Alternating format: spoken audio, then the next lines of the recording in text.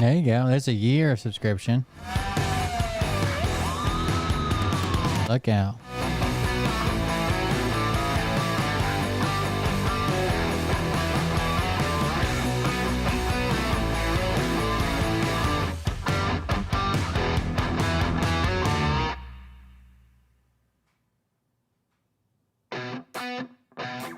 What you think about when you're born into a fire?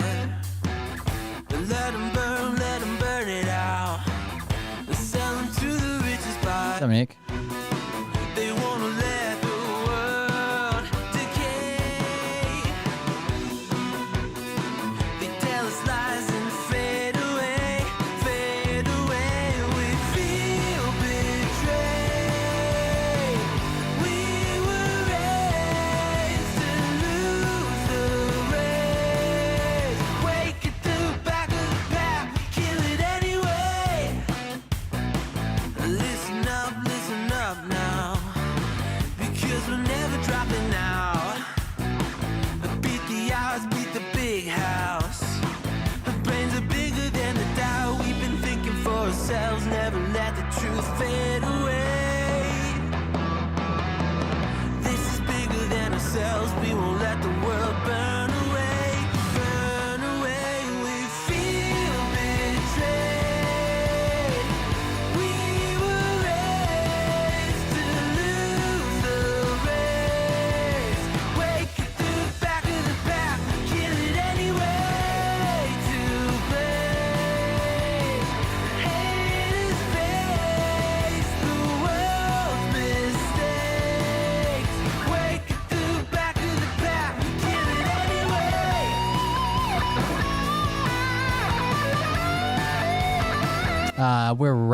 We're waiting on a ruling on Phil's lawsuit with Scranton Times. The judge is supposed to write his ruling, is what we're waiting on.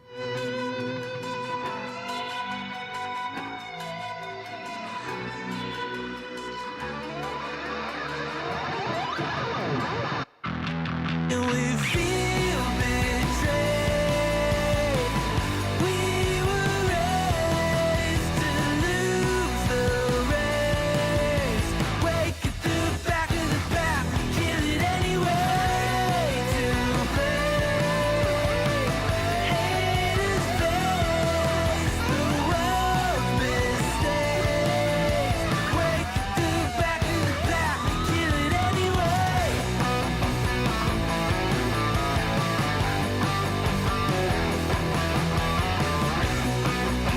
That's all good.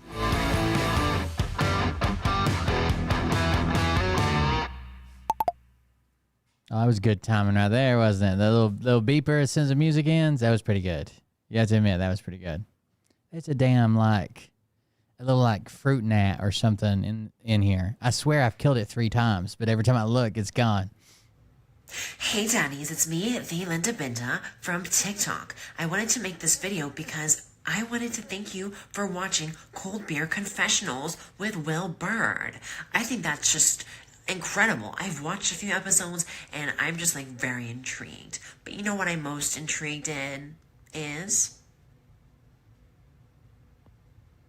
Big Daddy's meat stick. I heard that it's very thick, like a good old German sausage.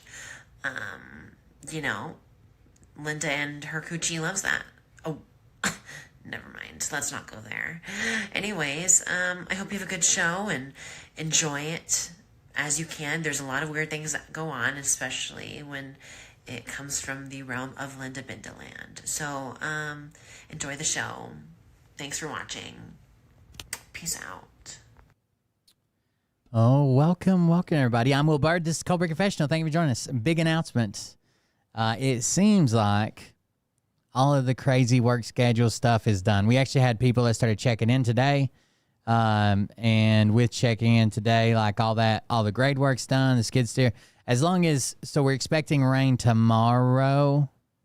Yeah, I think Friday and Saturday there's supposed to be like thunderstorms. And as long as there's not a bunch of standing water, which they shouldn't be, we shot the grade on it, got it sloped off. If you don't know, whenever you're setting anything up, you like measure what the slope of it is. That way, if you get rainwater, instead of having puddles, like you might have a puddle in the middle of your driveway, you slant the driveway the right way to send the water where you want. That's what we've been doing with the skid steer. We had an issue where these 4 campsites like came together, like 2 back to back and 2 side to side. So it was like 2 by 2 square. And right kind of in the middle of that was like a low spot. And even though our soil is really sandy around that area, underneath the gravel there, they put solid plastic sheeting so that the water doesn't get a drain underneath plastic sheeting. It just doesn't go through it. So instead, we had to slope it off and take it back down towards the river. And hopefully, it was big. Like there was like when it rained really hard, not all the time, but when it rained really hard, there would be a puddle probably 20 foot wide by like 40 foot long that at its worst part was probably 4 or 5 inches deep. Like that. It's not like a puddle like, oh, don't drive through that puddle, it'll splash my tires. It was like a mini pond. So hopefully that's all fixed. But now people are checking in. I think we got everything set up and going, and there shouldn't be a whole lot to do there. So we'll see how it works out. Hopefully it works out. We'll see. I guess it'll be tomorrow. We'll be able to tell when it starts raining, hopefully. But that was a lot of the work. That was going on. And that between that and the cabin that we got going, this is the last big hurrah or whatever of the season. Like this is, it's Labor Day. This is the end of summer. Memorial Day, Labor Day, stupid busy. Like right now we're sold out. There's not a single extra spot. And there won't be until next week sometime because of the Labor Day weekend. So, but after that, it really starts to slow down. Weather starts to change. Less people start to come out. More people are going back to school and work and whatever. So hopefully we'll be around for more streams. And then in the wintertime, it's actually in the wintertime, did I say it backwards? Did I say Memorial Day? Anyways, I always mix them up when I'm not thinking. In the wintertime, it gets so slow that I'll be here a lot more. We'll probably do some like gaming streams. We'll do just some hangout streams, but be here a lot more hours. So yeah, it's Labor Day. I always get the two mixed up when I'm not thinking. Anyways, there's been a little bit of drama going on. Apparently today, I woke up to a bunch of drama early this morning. I guess I could address it. Please share the stream. If you want to support the stream, you do that at coldbeer.fund. Make a contribution to the show. That's how we keep it going. That's how I get paid for. So there's like some drama going on with somebody that used to be part of this channel. Not only do they used to be part of this channel, but I would say a friend, right? Like we talked a lot. He has my number. I have his number. He traveled up here like as a surprise, which kind of weird, but whatever. And stayed with us. He stayed at the campground with him and his family. We went down there for vacation. We stayed with them. He was like a person that was part of the channel, right? And can't even believe we're talking about this. It's a fucking year old, but the guy just kind of ghosted everybody. Right. And this wasn't the first time he had ghosted everybody. The first time he ghosted everybody, people were like, hey, what's up? And he was just like, oh, no, nothing, no big deal. Just need a break. Right. The second time he ghosted everybody, people had been trying to reach him like, hey, is everything okay? I even messaged him. I was like, did I do something wrong? Or are you mad? What's going on? I know Mariah messaged his wife. Everybody that's like the moderators, we all messaged. And after he disappeared the first time, everybody was like, well, we were just worried about you. And he's like, oh, yeah, I understand. Yeah, no big deal. So the second time, everybody messaged him, nothing. I'm literally going out of my way not to say the name, but I guess we're just going to put it in chat. But anyways, nothing, right? He goes to the second time, nothing.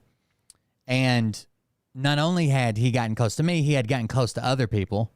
And even some people had visited him. Like when Itsuko came to town, she had visited me, and then she visited him, like obviously close to people.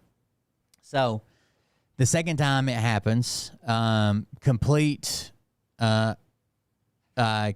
ghosted everybody. People are texting him, nothing. People text his wife, nothing. Around that same time, my dad passed away. And a lot of people were worried about me. I'm still not okay. But I was really not okay then. But around the time my dad passed away, like obviously I wasn't okay. A lot of people were worried about me. I had a lot of stuff going on. It still bothers me so much. When my mom passed away, I had my dad to take care of and like a distraction. And then when my dad passed away, it was just like I lost them both in like fucking 9 months from each other, and I'm still not okay. But at the time, I was really bad. People were worried about me, and because we had this real life interaction between like hanging out, which some of that stuff was kind of weird, just because I'm a weird person, like meeting new people, them coming to me going to them. I'm a weird person, but I'm glad I did it because we got along. Everything was fine. There was some like weird idiosyncrasies from like two different families, you know. But still, I'm glad I did it. Like, we had fun, and we were friends. I'm not going to say we weren't. But anyways, a lot of people worried about me the second time while he was in the process of ghosting. So many people were reaching out to him like, hey, something's going on with Will, or hey, have you checked with Will, or hey, are you coming back? Like, Will's not doing very well. Like, a lot of people message him. Nothing, right? Nothing. Never heard back from him, never heard anything about it.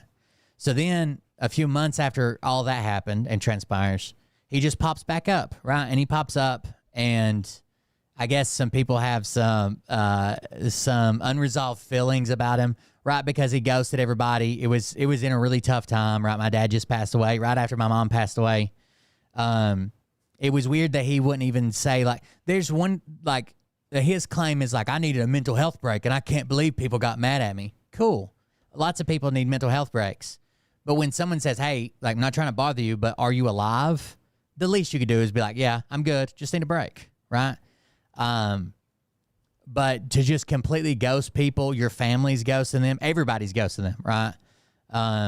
Like, you can't text your wife, you can't text, you know, people around you. Everybody's being ghosted by everybody. You could at least say, like, you're alive, especially when people told you how much, like, it worried people the first time you did it. Because he's a veteran with fucking issues, just like I'm a veteran with issues. So people were worried about it. And it kind of made people feel like, I guess people didn't feel like this was like they were really friends, because like somebody as your friend would at least be like, I'm alive, right?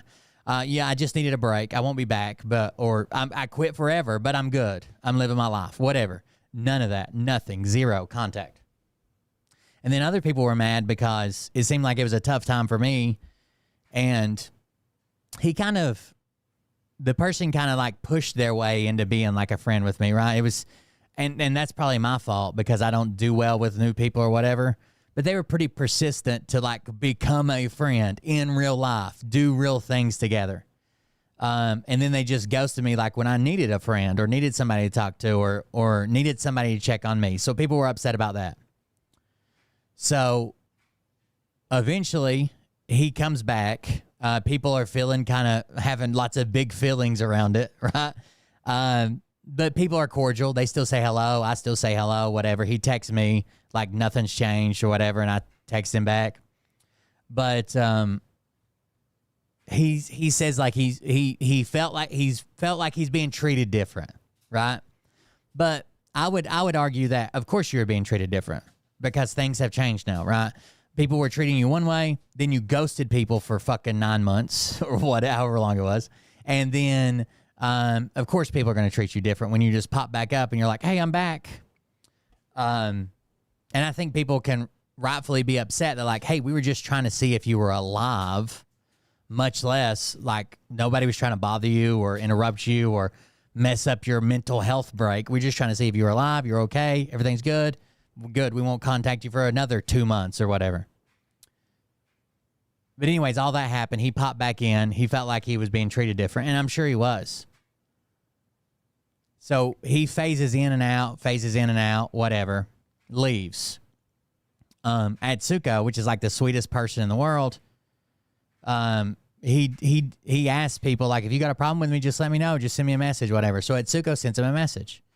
And then this message, he says, you know, like, well, I was upset because, like, we were friends. You know, I came to visit you. We did this. We did that kind of deal. Like, we were supposed to be friends, and I couldn't even get a hold of you. Now, he had different excuses for why he couldn't text anybody, because people asked, like, why didn't your wife tell us you were alive? I told her not to.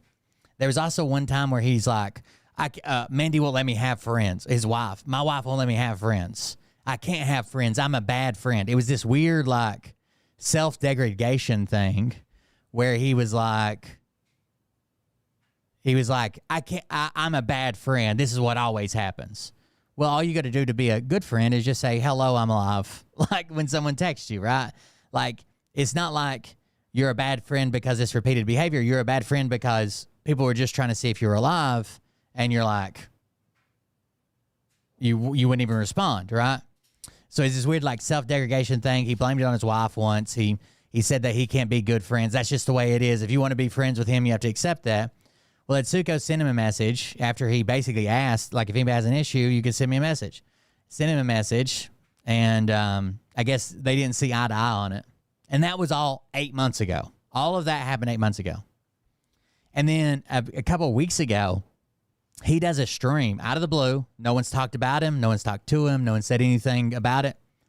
Out of the blue, he does a stream where he's like, people are always asking me why I don't hang out with Will and CBC anymore. Well, here's the reason. And he's just got a screenshot of Atsuko's message, which wasn't like rude or mean. Like it was just like two adults talking could easily get past this. He's like, here's the reason. I don't understand why everybody's so mad. I had to take a break from, it's funny because, and then he went kind of tangent, like fucking lashing out at me, like, other people can have a mental illness, but I can't. Well, no one said that, right? We just want to know if you were alive. And people were telling you that I was going through a hard time. He's like, I had no idea that Will's dad died. All you had to do was text me. Well, multiple people did. In fact, starting off with, hey, Will's dad died. Like, that was the opening line to some of the texts that were sent to you that you refused to answer or look, or you had people blocked or whatever. Other people are allowed to have mental health, and then some weird, like, personal shots, like, well, at least I could afford myself without, at least I can afford stuff without having to take donations, or I can leave my stream on all day because I can pay my light bill. Like, I don't know what those weird personal shots were about, and that made people more upset. So I guess Mariah this morning, when he went live, she got a notification, so she's like, let's talk about it. Then, of course, he fucking banned her. It's never his fault. He has nothing to do with it. He's allowed to have mental health illness or mental health things and take a break. And you know, people can't be mad because people couldn't get a hold of him. Whatever. I don't know. It's been fucking 8 months. And the dude just randomly does like a fucking 4-hour stream, just streaming a screenshot saying, this is the reason that I'll never go back to CBC. Sounds like he's hung up a little bit. But whatever. I don't know. Like, obviously, like, I've got no place in my life for him, right? Because he kind of pushed for this friendship, which is fine. Like, again, I'm not going to say, like, I didn't want to be friends. Like, once we were friends, and it was fine. But it was like he was hard on the forefront, like, just showing up randomly here without even speaking to me. He did speak to Mariah, but he didn't even speak to me. Sleeping on her couch. Like, he was pushing hard to be friends. And then when I needed a friend, he was fucking gone. So I've got no trust in him. No trust that he'll ever be there. No trust that he'll be a decent friend. So, I mean, like, I guess I don't have anything to gain or lose by this. I'm done. But it's just weird, all the, like, 8 months later, sharing this screenshot. 8 months later, telling people, like, I guess I'm not allowed to have mental health episodes, but everybody else is. Then their chat had some weird comments, like, there was a comment in his chat that was like, oh, you let somebody in your house, then you find out they're talking shit about you. That didn't happen. That wasn't even a thing, right? Yeah, he came to my house. I went to his house. Atsuko came to America and went to his house. Atsuko came to my house. Nobody was talking shit behind anybody's back. We were texting him trying to say, hey, are you alive? Hey, Will's dad died and I'm worried about him. Could you check on him or come back around? Are you good? Are you alive? What's going on, you know? Like, I think Will's going to fucking kill himself. Is this something that you should probably check into? You know, you're friends with him. You went to visit him. You have this relationship going on, and Will doesn't seem good. And again, his ultimate thing was like, well, if Will was having a hard time and his dad died, why didn't somebody text me? We all did. I would say at least 10 people text you and said, hey, something's going on. It's not great. It's going on with Will. His dad died. And literally some of the text messages started with, Will's dad died. And he's like, nobody told me. Okay, if that's what you think. But whatever. It wouldn't have worked out anyways. He's over there sucking on Trump's dick, I guess, it's like he's doing a Trump cocksucking stream to spot me, I guess. I don't know. It's weird. Like, we don't have to worry about being bullied. We see who the true Trump supporters are. Yeah, we see the people that will follow him no matter what. No matter how he talks about veterans. No matter what he promises to do. No matter his authoritarian fucking promises or trying to steal the election. We see who will follow him no matter what. But you got me. You and your 4 viewers. You got me. Sorry. But anyways, I don't want to address it anymore. Like I said, all this happened months ago, and I wasn't good. Well, I'm still not good, but I was in a really bad spot and probably needed a friend or somebody to talk to, and he was just ghosting everybody at the time. And it wasn't like people were like, hey, you need to come back right now. It was like, hey, are you alive? Because there's a lot of shit going on right now. Are you okay? Can we just check on you? Text your wife, say, hey, is he okay? Is he alive? I can't get him to answer me. I think Mariah left voicemails, text messages, calls, like you would expect a friend to do. Like if you have a friend to where you're like talking on the phone multiple times a week, you're vacationing at their house or at your house or whatever, and they just disappear for a couple months, wouldn't you expect that friend to be like, hey, are you okay? Do you need something, or can I check on you? Like, I would expect a friend to do that, but I would also expect a friend, if they're alive, if they can use their hand, if they're not fucking a comatose state, to say, yeah, I'm alive. You know, I just need a little break. I need a disconnect. I need whatever. I don't know. Fuck 'em. Anyways, back to the show. Man, the Ryan Upchurch video last night was wild. Ryan Upchurch video was just, it was pretty extreme, no? The spelling content was always my best, my favorite. Anyways, we got some stuff to cover tonight. I guess Kamala Harris is doing her interview. I wonder if I'm sure it's live with Tim Walz. We could just watch a bunch of Trump memes. You know, that would probably settle who's who's the best person to elect. Sit with CNN for exclusive joint interview. Didn't it just happen? What is this?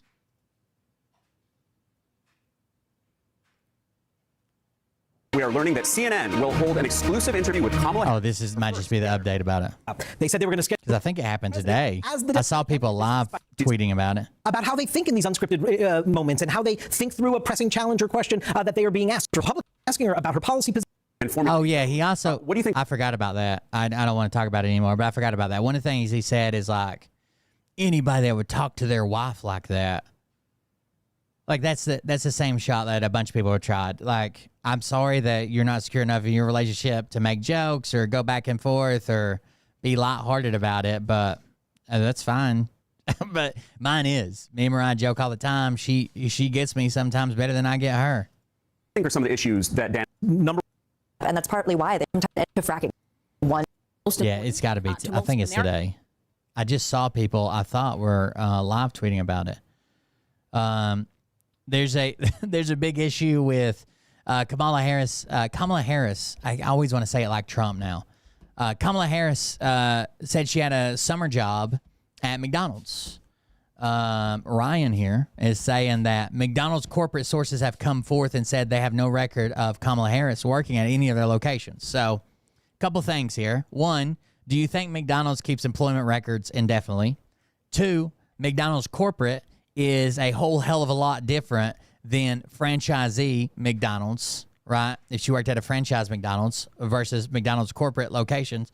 Three, McDonald's corporate has not come out in any public way, shape, or form. He's just claiming that he has some type of inside source.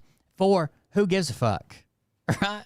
Sounds like sounds like she's been saying it for years that she had a job. Their other piece of evidence is that when she went for a job as a law clerk, she didn't list McDonald's as a former employer. Yeah, I wouldn't either. If I was trying to get a job at the law offices of whatever, I probably wouldn't list McDonald's as relative work experience. Also, this has been flying around. It says, please note this is an actual statement from Kamala. And it says, an undocumented immigrant is not a criminal. You guys know that to be true, right? Like, just being in the United States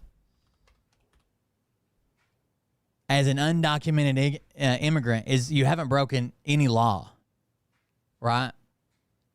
Being present in the United States without legal documentation in itself is not a crime. Though some of the ways of entering the United States may be considered federal crimes, the act of being here without legal documentation is not considered a federal crime. There's a vast percentage, 45% of undocumented people that do not enter this country illegally. They may enter legally and may overstay their visa without work authorization.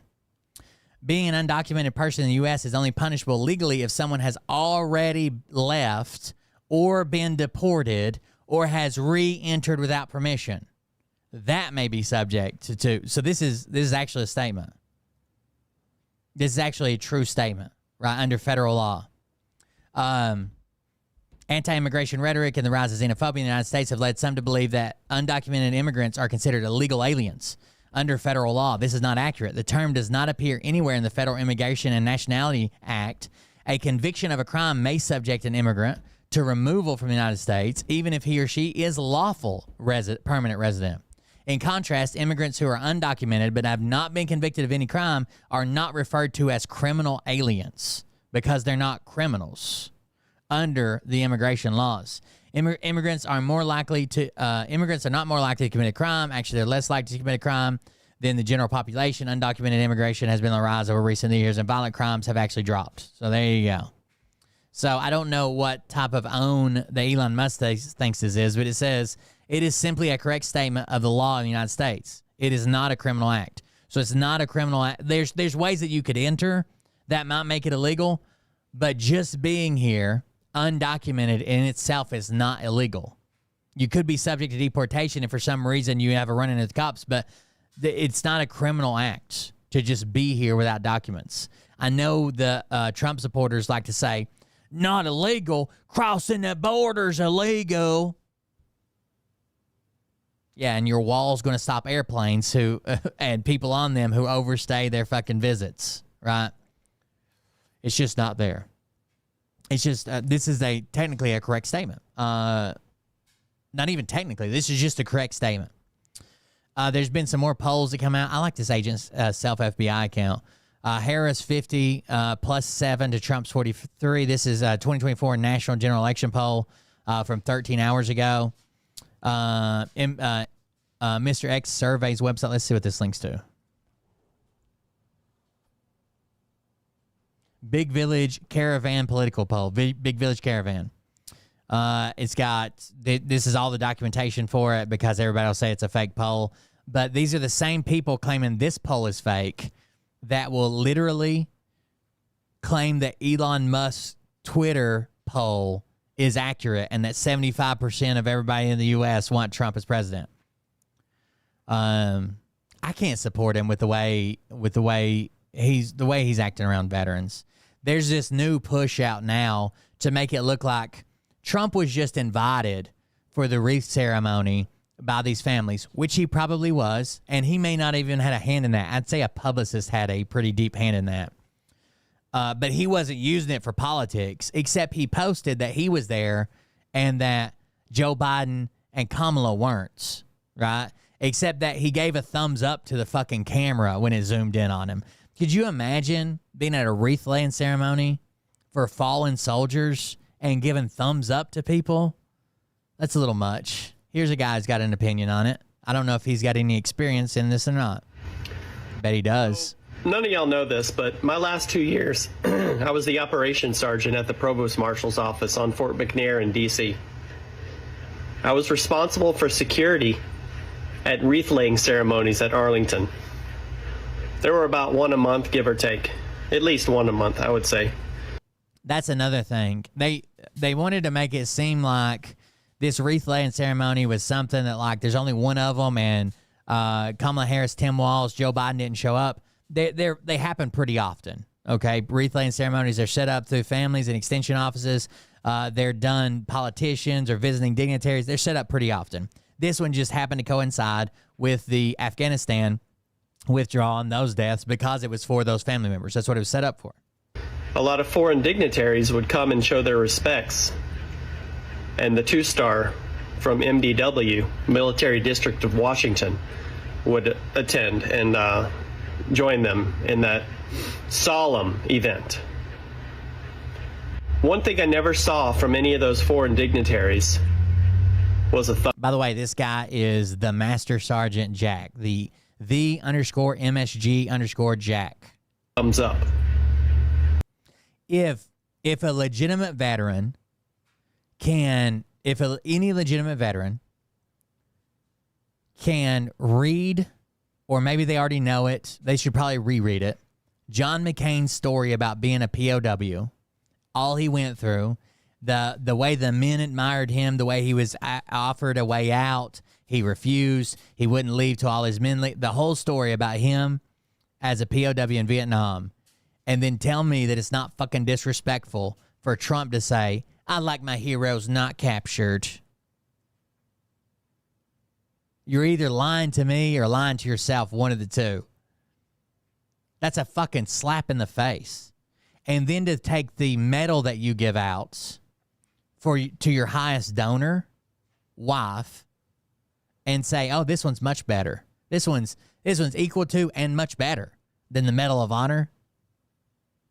Even if you don't want to believe the losers and suckers comment, which I personally believe, I feel like it shows a pattern. But even if you don't want to believe that, we got documented things that you can't make an excuse for. Attend and join them in that. He's in his garage. This is actually, if you don't know what this is a rigid foam board. I can see a garage door or like a roll-up or metal-sided building. Looks like he's in his garage. And he's put rigid foam board up for the insulation value, it looks like. Come and show their respects. And the two-star from MDW, Military District of Washington, would attend and join them in that solemn event. One thing I never saw from any of those foreign dignitaries was a thumbs up. That seems like a disrespect. Thank you, Jennifer. I just got your donation. That seems like a super disrespectful, like, thumbs up. We're having a good time here. Good to see you. A solemn event and a solemn and sacred ground is not the... Here's a question. So Trump's the commander-in-chief. Even though he's not part of the military, he kind of is part of the military, right? Because he's the commander-in-chief. Imagine if one of the military members at the ceremony in uniform, Trump's in his suit, that's his presidential uniform, gets caught by one of their commanders giving a thumbs up to a camera at a wreath-laying ceremony or a burial or the Tomb of the Unknown Soldier, something at Arlington, right? How do you think that would be treated? Attend and join them in that solemn event.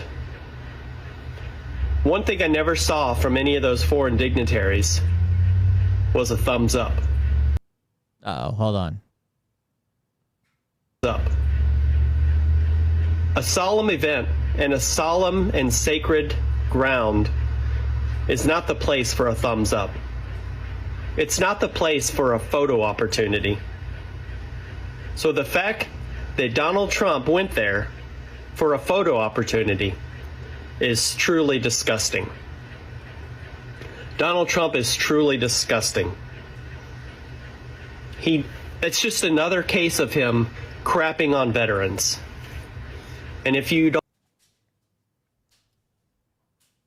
have to explain, make excuses, what he really meant was, what he really did was, what he was actually saying was, then why are you doing his fucking job?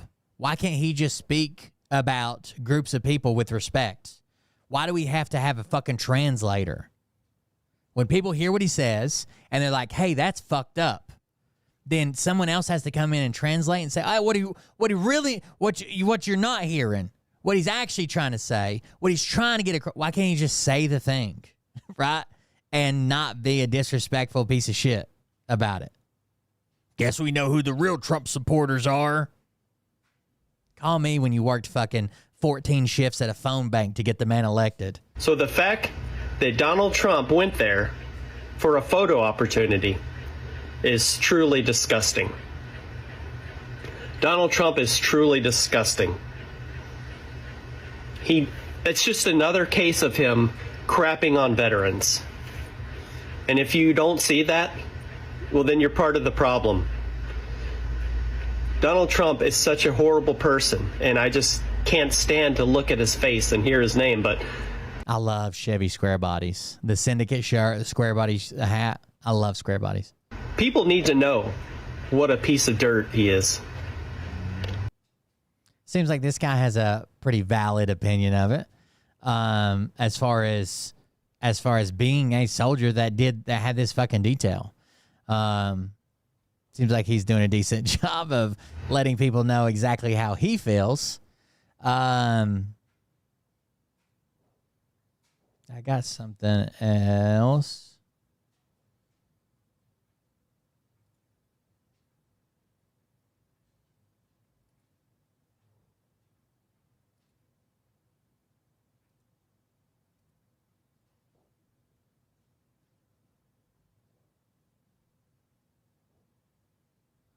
At an Arizona event. So, this is weird. I don't know how else to explain it. There was. This is just weird. Everybody knows who's on the stage. Can you tell? Can you recognize her? What's her name? Carrie Lake? At an Arizona event a few days ago, there was a backstage camera angle that caught this on the teleprompter as Republican Senate candidate Carrie Lake was speaking. As you see there, it says minus 535. I always wanted to get a square body, regular cab, short bed, throw a dually in it, right? A dually rear axle, and use the flare side or the step side for the dually fenders, and then try to do I want to do a Duramax swap. If I ever have the money, I still probably will do a Duramax swap with AC, power steering, all the nice shit, but in a K truck, right? A four-wheel drive truck, a K10. Oh, wow, I guess like a K20. And then fucking dually swap it, box the frame rail. I think it'd be a cool truck. Meaning you are 5 minutes and 35 seconds over your allotted time, and then it says underneath. Negative 535. Please get off the stage. While she's speaking, this is a teleprompter. Now, no one even knows why this angle was a thing. Like, this was an angle of the live stream. No one knows why. There you go. Please get off the stage. But then look, almost a minute later, there's this other shot. It update. So people were saying at first, like, maybe that's an automated message. Like, so as soon as you go over time, maybe it just pops up and says, please get off the stage, right? You're over time. Nope, because they come back and they updated it with, please get off the stage, Trump waiting. She's now, what is it, minus 623. So she's now 6 minutes and 23 seconds over her allotted time. And now the instruction to her says, please get off stage. Would you believe me? Would you believe me if I told you this isn't even the worst part? Because you can argue that Trump's people did this, not Trump. Would you believe me if I told you that Trump was getting an endorsement from a police union in Arizona? He gets bored with how long the person that's giving him the endorsement is talking and tells him to wrap it up, makes him skip to the last page after startling him with like, hey, that's enough. Skip to the last page and read the endorsement off. Would you believe that's a thing? It is. Trump waiting. This was the same event when Trump got an endorsement from an Arizona police union. And while the union president was making his pro-Trump remarks and basically giving the endorsement, it seems like look at the faces. Got bored or annoyed. Look at the faces he's making. Just kind of crept up on the guy and was looming over his shoulder and frowning at him while the guy was speaking. At one point, he leans in and he apparently tells this guy that he needs to get lost and get off Yeah, I think he says, we're good, you're good, that's enough. I think that's what he said. the stage. And so look, the police union guy okay. is a little rattled by this. Go to my last page. Startled, starts flipping through his pages quickly, gets his stuff together. And then gives out the endorsement. And then awkwardly slinks off because Trump told him to get out. That's a nice way to receive an endorsement. And now today, that same police union announced that they're endorsing the Democratic U.S. Senate candidate in Arizona, the guy who's running against Republican Kari Lake. So basically he says, that's good, that's enough, wrap it up. A guy is like, okay, like literally on stage is like, okay, and then skips to the last page of his thing and is like, okay, we endorse Trump. Then they refuse to endorse Kari Lake. That same police union is endorsing Democratic U.S. Congressman and combat veteran Ruben Gallego.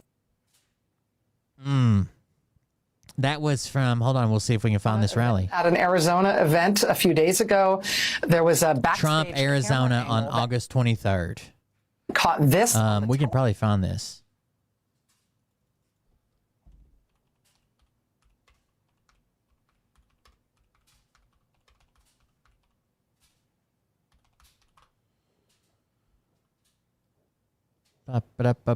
Receives endorsement from the Arizona Police Association near Raleigh, Glendale.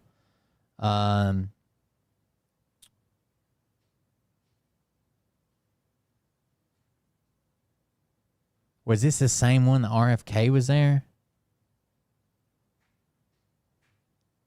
Glendale, Arizona. It was. So let's see. Here's a full speech, but is the guy on there? I need the full rally. I'm very pleased to welcome. Yeah, this is not it. This is just RFK part.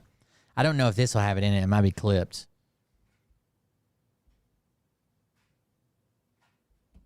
For years. Oh, Kamala. by the way, I know some people said when we were talking about that first topic that I didn't want to have to address. I know that I didn't do a great job of sharing my side of the story. I didn't mention it, right? I didn't say anything about it. So I know some people are probably like, oh, wow, Will or his followers or whoever is probably being a real piece of shit. But that's not exactly the story, right? People were trying to contact this person to see if they were alive. That was it. He said that he blocked everybody's numbers. He made his wife block everybody's numbers. Then when my dad passed away, people were trying to contact him on behalf of me, even though I didn't ask. I wasn't in a very good place. People were worried about me and knew that we had like this in-person relationship. And he said, all you had to do is text him. Well, they tried. So I know you may have heard like part of the story because I didn't tell my part. I just didn't want, I mean, I don't have friends. This is why I don't have friends, right? But there's a full part of the story. Legislation to strip police officers of protection, trying to bankrupt them and ruin their lives for doing their jobs. No protection, no immunity, no nothing. She even endorsed defund the police. I will never defund the police. I will only fund the police and fund them with plenty of money and pride. Dude, not only did I vote for him, I fucking worked the phone bank for him. So when we have people saying like, yeah, we see who the real Trump supporters is. They love Trump and now they don't. Yeah. I got smarter and he's gotten worse, right? I worked the phone banks, dude. I was working shifts, not like I did the phone banks as a gag. I did do that for Joe Biden's phone bank as a gag. But I actually worked shifts on the phone bank, right? I worked a total, I think it was 13 or 14 different 2-hour blocks on the phone bank. where like you basically call in on like this weird like Zoom account, and your phone just starts ringing. You ask people to vote for Trump. Like I went above and beyond what a fucking typical Trump supporter does. The problem is he's gotten worse and I've gotten smarter. I will always back our law enforcement heroes in blue. We are pleased to be joined tonight by the president of the Arizona Police Association, Justin Harris. Oh, no, he's not a relation. Justin, are you a relation? Justin, are you a relation? I'm not saying this. They're saying this. I said, Justin, he's very good. The Harris in him is bad and not black. Last name is Harris, spelled the same. I'm very concerned about this. I'm not really. But Justin Harris is a great gentleman who has a special announcement. Justin, would you please come up? Thank you.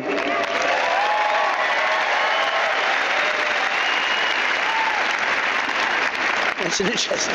I'm not worried about it. All right, so here's the guy to give him the endorsement. Well, good evening, everyone. I'm a little. This is weird right here already. Like, I just think someone should have put an X on the stage and told Trump to like stand over here, like where he looks like he's beside him, instead of like looking over his shoulder kind of deal. And the whole clip is only 12 minutes and 34 seconds, so it couldn't have been that long of a speech. We're already a minute and a half in when he starts. Concerned about that illegal immigration chart you put up there. Yeah. Was that a spike in immigration or the inflation? He is not a black. Kind of both, right? Wonderful job those Democrats are doing. My name is Justin Harris. I'm a veteran police sergeant here in Arizona with 25 years of experience in service.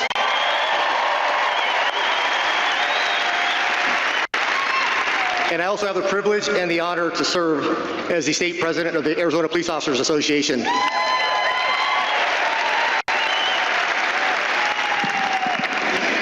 The Arizona Police Officers Association is the largest. Please share. I need help paying my electric bill, apparently. I was just notified of this a few weeks ago in the stream where I was called out, but I can't afford to stream longer. That's why you don't hear the dryer running in the background, because I can't afford to dry my clothing. So please share and use the donation link so I can afford the electricity to stream. Law Enforcement Association. By the way, I gotta change out the plate on the 3D printer, but I'll be here. In the state of Arizona, and we represent over 12,000 law enforcement professionals, the men and women that currently serve in our communities each and every day at the local, county, state, and federal law enforcement levels. We cover the entire state. And on behalf of the Arizona Police Association, we are proud to welcome President Trump to the great state of Arizona.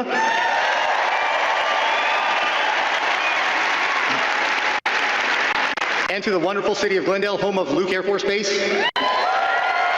We need to see when's Trump going to tell him it's enough. Fly those beautiful F-16 Fighting Falcons of the 309th Fighter Squadron and those beautiful, beautiful F-35 Lightnings.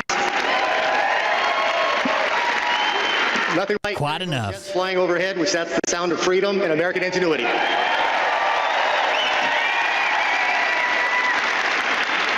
Also a special thank you to the Glendale Mayor, Jerry Wires, and the entire City Council for their unwavering support and advocacy for our police officers, active duty military, and our veterans. You're not going to find stronger advocates for our military, our veterans, and our police officers anywhere in the world other than Glendale. Thank you, Mayor and Council.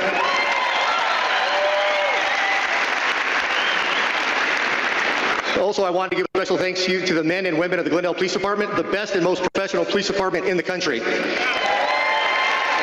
Thank you. With a special thanks to Police Chief Chris Briggs and the other 8 West Valley Coalition departments that allowed us to use their law enforcement officers here today to keep us all safe. Thank you, gentlemen and women. Law enforcement today is perhaps the most complex occupation on earth. It's an honorable profession of service and commitment to others, those who step in the gap between good and evil and to protect. When's he gonna butt in here? Knowing the risk. You know he's already anxious. Split-second decisions under the most uncontrolled, chaotic, and stressful situations, often at great risk to their own personal safety. Given the literally millions of contacts between officers in the communities annually, with a few exceptions, Officers make those decisions correctly as trained and in accordance with the law. But high profile does not mean high frequency. Currently, in this day and age of instant information, social media, and videos, there's an unrealistic expectation of absolute perfection. It is not possible to be perfect every time because we hire from the human race. People are not perfect. Good people can make mistakes. However, the constant orchestrated villainization of police officers has eroded the public's trust. It has encouraged an air of obstinance, disrespect, and assaultive attitudes and behavior towards police officers. What was that name we called her? Was that Comrade Kamala? Was that what it was? Kamala, Comrade. Well, what we do know is she supported defunding the police, and the best term is they wanted to reimagine policing. I don't know what that means. She is part of the radicalized movement to degrade public safety and make our communities less safe. In contrast, under President Trump's first term in office, he always had our backs. Thank you for that.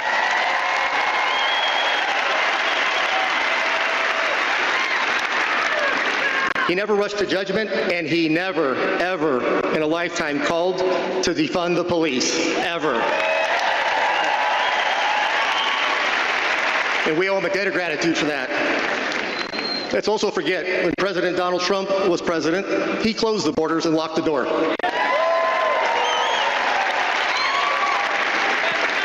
Border czar Kamala Harris opened the door and let everybody in.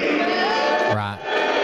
We just have a big welcome sign there now. You can tell he's getting aggravated already. He looks bored as shit. Country, turning each and every state into a border state and flooding American streets with drugs and crime. The Democrats haven't quite figured this out yet, but it's not rocket science. But open borders equals more. You think he close the border? You think maybe he's just mad because that's all of Donald Trump's talking points? He doesn't want him stealing his thunder. Like, that's what I was going to say.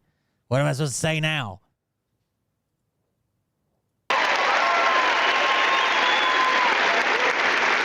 And my gut tells me that there's a gentleman standing up here on stage today that's going to do exactly that.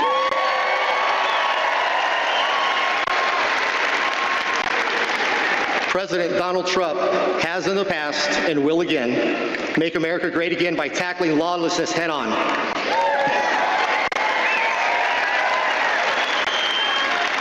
He's so fucking bored, dude.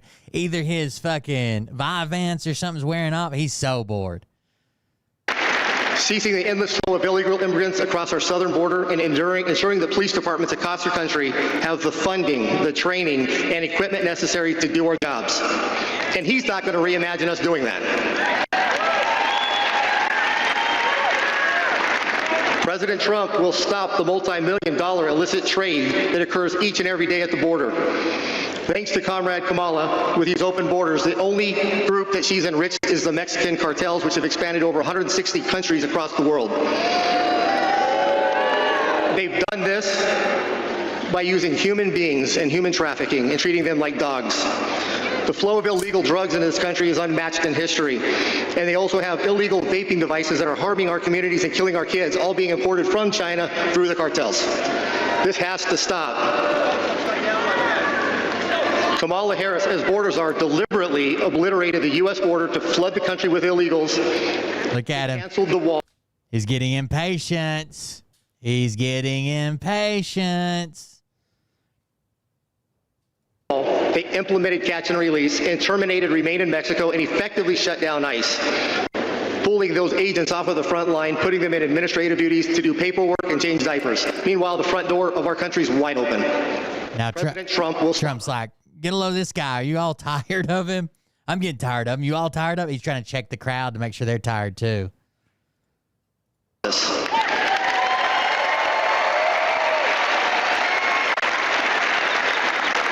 I've got a serious question. Has the border czar, Kamala, even toured the southern border? Didn't think so. Has President Donald Trump toured the border? Yes, he has. And I heard the cartels went running. And Mexico will pay for it. There's over 5,000 illegal immigrants are being released into the country every day. Our country. We don't know who they are, don't know where they came from. We can't even account for them. For 38 straight months, the monthly border encounters have been higher than even the highest month seen under the Trump administration. You can't tell me this isn't being done deliberately, because it is. Intentional. In 2023 alone, more than under the Trump administration. Count for them. For 38 straight months, the monthly border encounters have been higher than even the highest month seen under the Trump administration. Wait a second. Don't we want more border encounters? A border encounter is when an agent encounters someone they believe to be illegally. Wouldn't we want higher border encounters? How are we going to catch them if we don't encounter? Or you just want to not know that they're you just want to hide. So if she doesn't have any encounters, then there's no illegal immigration. Is that what's going on? There's no illegal crossings. There's no undocumented immigrants getting in. You can't tell me this isn't being done. Well, he didn't get the job if he's auditioning. In 2023 alone, more than 900,000 illegal immigrants were released into the interior of the U.S., unaccounted for, waiting for court dates, and nobody knows where they're at. That's the entire city of Mesa flowing into our countries, and that's the only ones we know about. Illegal drugs are flowing into this country at an alarming rate, with only 5% being intercepted at the border. Okay. Illegal drugs are flowing into this country at an alarming rate, with only 5% being intercepted at the border. Okay. You can hear him. He says, you got to go. We got to go. Okay, you got to go. Twice. Illegal drugs are flowing into this country at an alarming rate, with only 5% being intercepted at the border. Okay. Gotta go. Gotta go.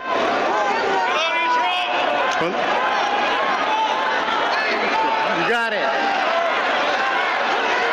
Folks. Now the crowd is mad at him because they can tell that Trump doesn't want him talking anymore. So they're like, we loved you, but now you're a piece of shit. Get off the stage. Right? That's how blind. So they call everybody else sheep, right? But these are the people that Trump can give a nickname to and be like, this person is very nasty to me, and they'll be calling for his death by the time the rally's over. Like, get the fuck out of here. Like, just because this guy, he didn't make the clip, but he made a clip reel, like from the news. I guarantee you they hate this guy now, right? Because you made Trump look bad. We'll never support you again. Now they're ready to defund the police.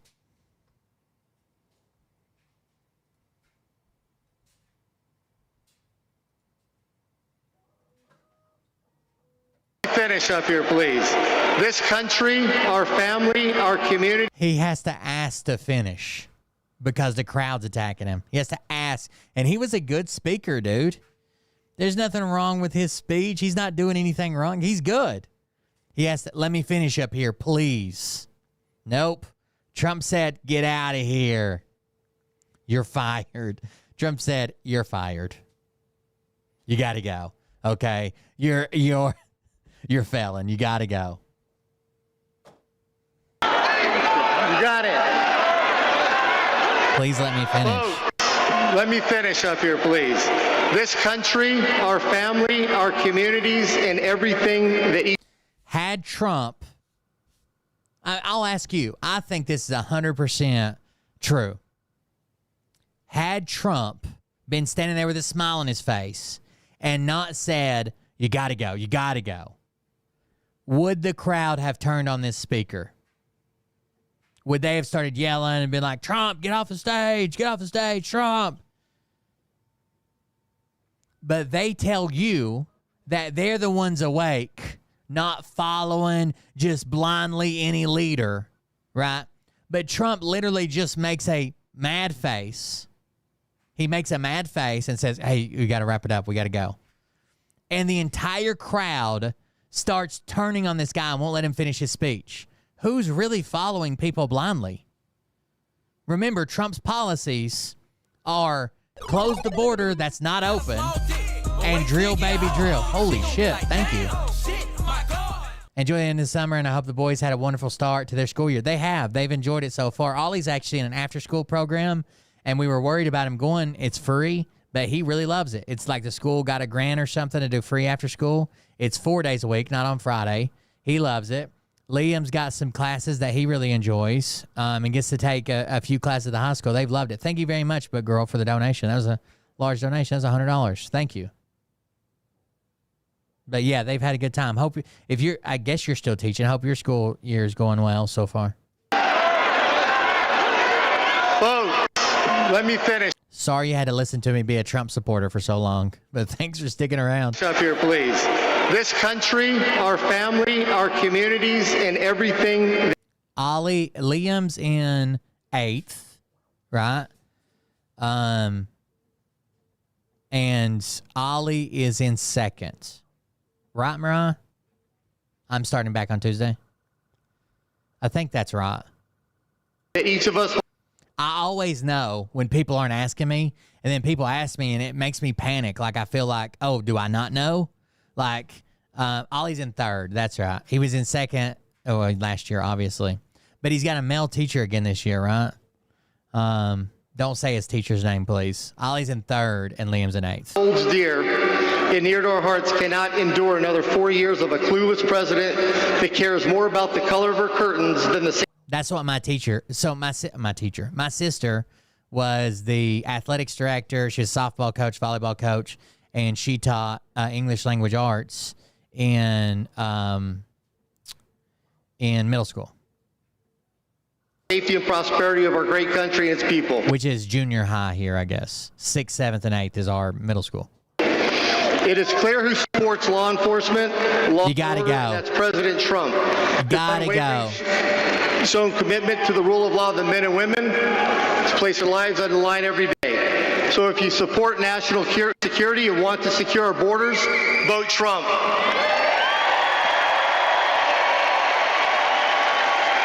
You gotta go. Trump's just gonna push him out of the way and saying, thank you very much for that wonderful endorsement while he's shoving him away. If you support law enforcement and safe communities, vote Trump. If you support getting our country back on track and making America great again, vote Donald J. Trump for president.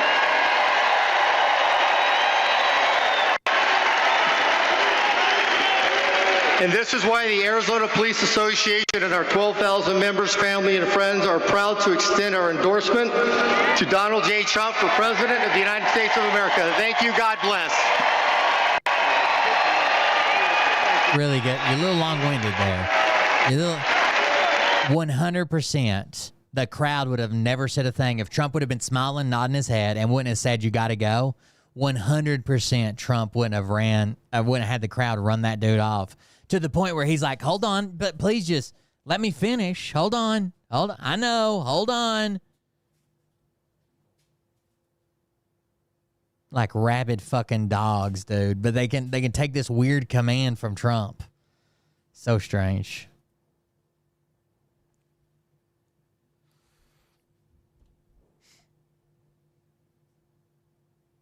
In this container, we have my pet grab. Okay, you ready for some nightmare fuel break? Get ready for some nightmare fuel. This guy raises all kinds of snakes, gravel, spiders, insects, all kinds of things, and he won't even handle this motherfucker. In this container, we have my pet gravel. He handles everything else. Every snake, every spider, every tarantula, everything. He won't handle this motherfucker. Yeah, the animal that the movie Tremors was based off of. It's the only thing that still gives me the heebie-jeebies. This thing is crazy. I'm going to call it a him for the duration of this video, but it is a female, just so you know. But this thing is very quick. Yes, I guarantee you. Right? They will do whatever he says when he loses. And you'll have normal people, maybe people that you thought you were friends with that just fucking ghosted you in the middle of everything. Whatever. You'll have normal people that you would never think that'll be ready to fucking take up arms to support him because he said so. He said he was cheating. Right now, with zero evidence from anywhere of cheating. Rudy Giuliani said he lied. Trump said he lied, but he was immune. Sidney Powell said she lied. Everybody with zero evidence.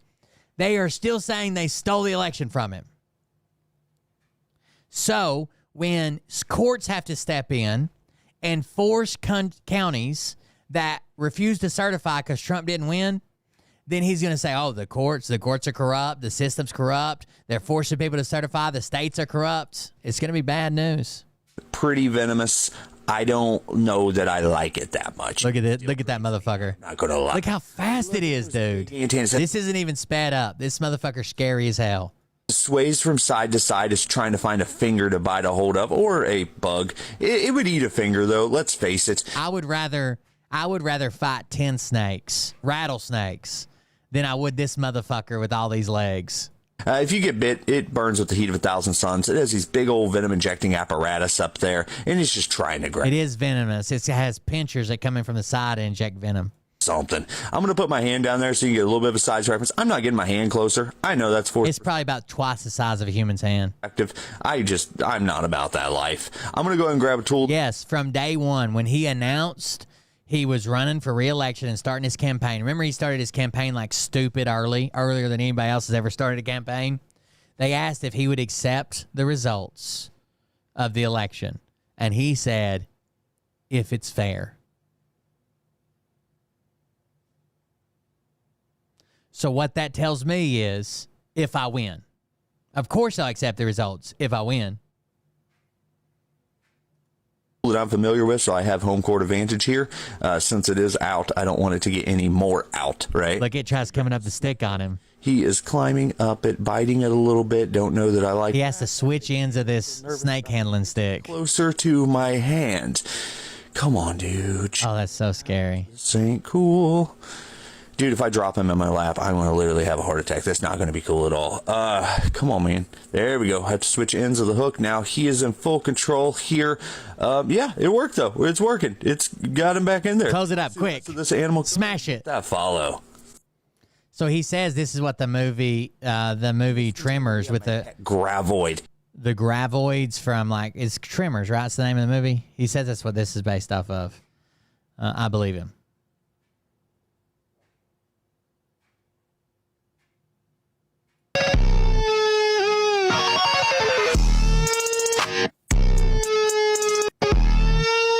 So in case you're wondering what just happened, the comment is from Cade Johnson, who is I think he's pitching in college. And it says, this is from ESPN, it says, insane how I turned viral overnight. Just to clarify, yes, I was very sick. So he starts his windup. He's sick and pitching, right? He starts his windup. He cannot stop his windup because that's called a balk, right? You can't balk. You can't fake a windup. And he pukes what seems to be only water. And this video has went so fucking viral. Check this out. Slow-mo. Starts puking in his pitch. Pukes, dude, everywhere.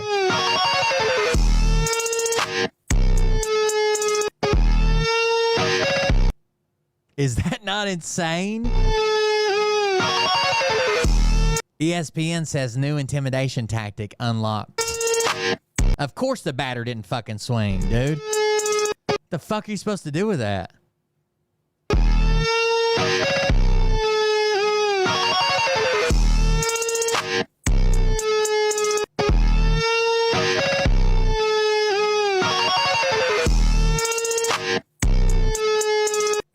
I think you might have to, because the rules are very clear that you're not allowed to obstruct the ball from a general, like you can have something like obstruct the ball and make the ball harder to see once it's basically left your hand. I don't know if they called this a strike. Would we just take it all back? I don't know. Really.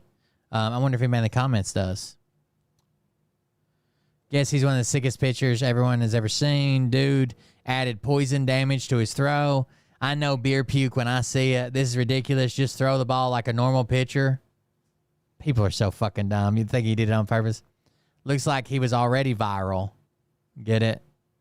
Why does ESPN thinks anybody wants to see that? The vomit exit velocity was faster than the pitch. The Rockies pitchers have a similar technique, except they shit their pants. That's weird. So is this a balk? The old balk Tua. Someone said the old balk Tua. Oh. I've heard of a spitball. What's this? A spew ball? A projectile ball? A guts pitch? If I'm the catcher, that ball would still be rolling around on the ground because I ain't touching that motherfucker. But was it a strike? The question we all want to know, was it a strike? Baseball's version of Hawk Tua, the Bach Tua. Insane how you went viral. Pretty sure almost no one had ever seen this happen during a baseball game in their lives. Interesting intimidation tactic. I'm surprised it wasn't called a no pitch with the arm motion going right through it. I'm pretty sure it'd be called a no pitch where they just, it's like the pitch didn't even fucking happen. It has to be, right? Yes, the rarely used waterfall spitter. Tough to hit as it peaks through the waterfall. No, not intimidating, just weird. Why is no one talking about the poor catcher? The spitball's back. That's a lot of commitment. You got to respect that. Here's the windup and the pitch. He chucked it. Hey, why are the officials umps? Hey, are there any officials umps on here? What happened? Suspension of the play? Do they count the pitch? Let's see if he may reply to this. It's been a while since I've called, but it would have been a no pitch for me. No pitch. Okay. Now we know. Body girl. I can't feel nothing when we're alone. Push it down. Push it down. I think some people go on these shows and just audition extremely bad. That's okay. I'm glad you got here when you did. I've been crying for hours. Have you? Had to put my makeup on 3 separate times because of the tears. Well, third time's a charm. You look fantastic. Mariah got a new haircut. She looks good. Do you want to form an alliance with me? All right, I got a new remix for you guys. Let's see if we can find it. Donald Trump and Vladimir Putin.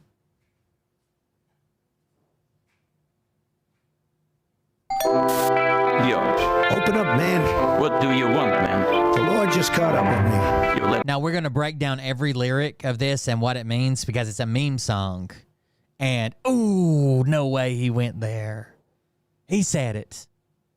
Someone said Michelle Obama has a dick. Them get you? I don't know how I let this happen. What did you do?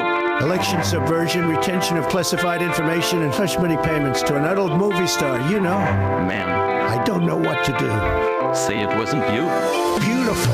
The feds came in and they found my top secret docs on the bathroom floor. On top of this, now they got me indicted for dabbling in election fraud. I had tried to keep them back from what they were about to see.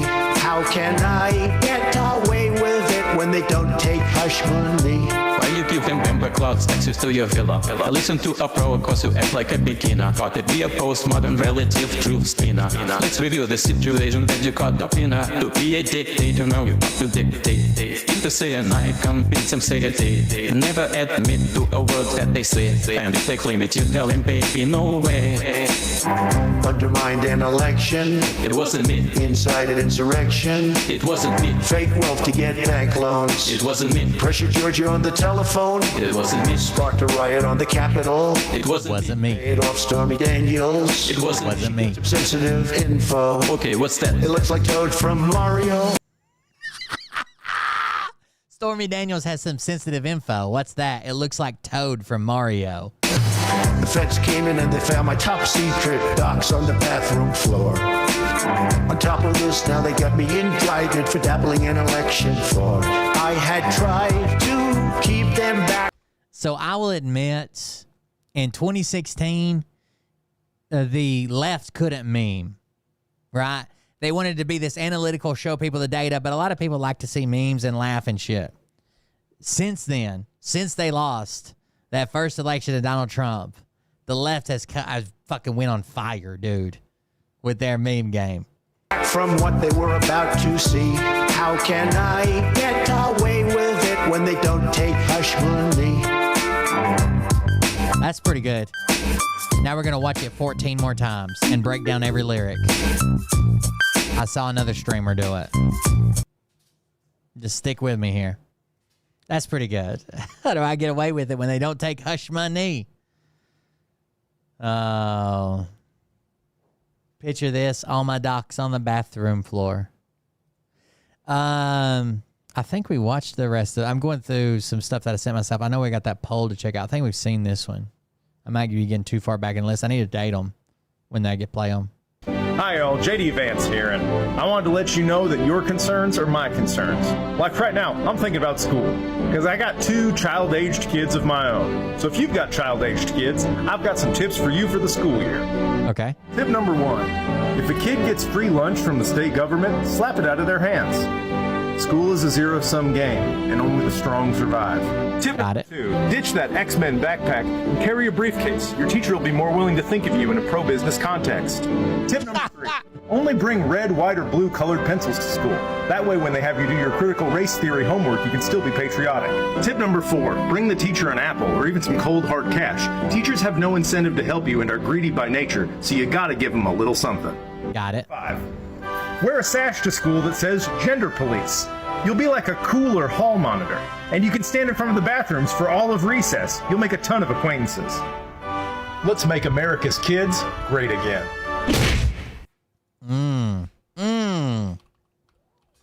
Let's make America's child-aged children. Hold on.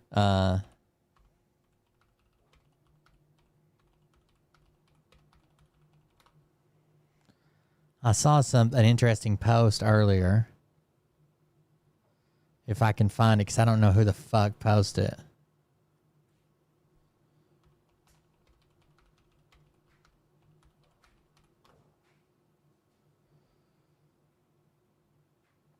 Here we go.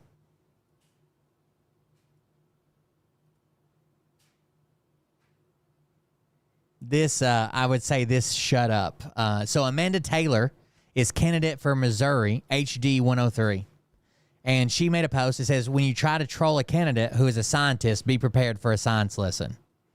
And I just thought this is a good clap back, I guess. So Chuck Dodson, the only thing he's interested in are how many sexes are there? So she says, now she's a scientist, okay? So she says, Chuck Dodson, there are 6 karyotype sexes that do not result in death to the fetus. They include X, roughly 1 in every 2,000 to 1 in every 5,000 people. It's Turner syndrome. XX, most common form of female. XXY, roughly 1 in 500 to 1 in 1,000 people. Klinefelter syndrome. XY, most common form of female. XYY, roughly 1 out of every 1,000 people. XXXY, roughly 1 in every 18,000 people to 1 in every 50,000 people. That's a good way to put somebody in their fucking place, right? Clearly. Remember when it was all nuanced because this person with a vagina apparently tested positive for XY chromosomes or some shit, and they're like, oh, there's some nuance here. We need to take her fucking, and it turned out to all be a Russian hoax. It was, the boxer story was all literally a Russian hoax.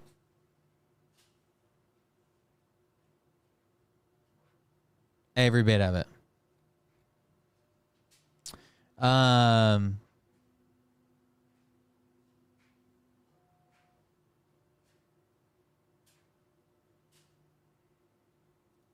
People are claiming, so Mike Huckabee, this is a post that was actually from Project Veritas, Austin, or a legend maybe, I don't know. It says, Governor Mike Huckabee says, so Taylor Swift has every right to be political, but it won't impact the election unless we allow 13-year-old girls to vote. He comes off as a guy to be like, oh, you've got cooties. Unless we allow 13-year-old girls to vote.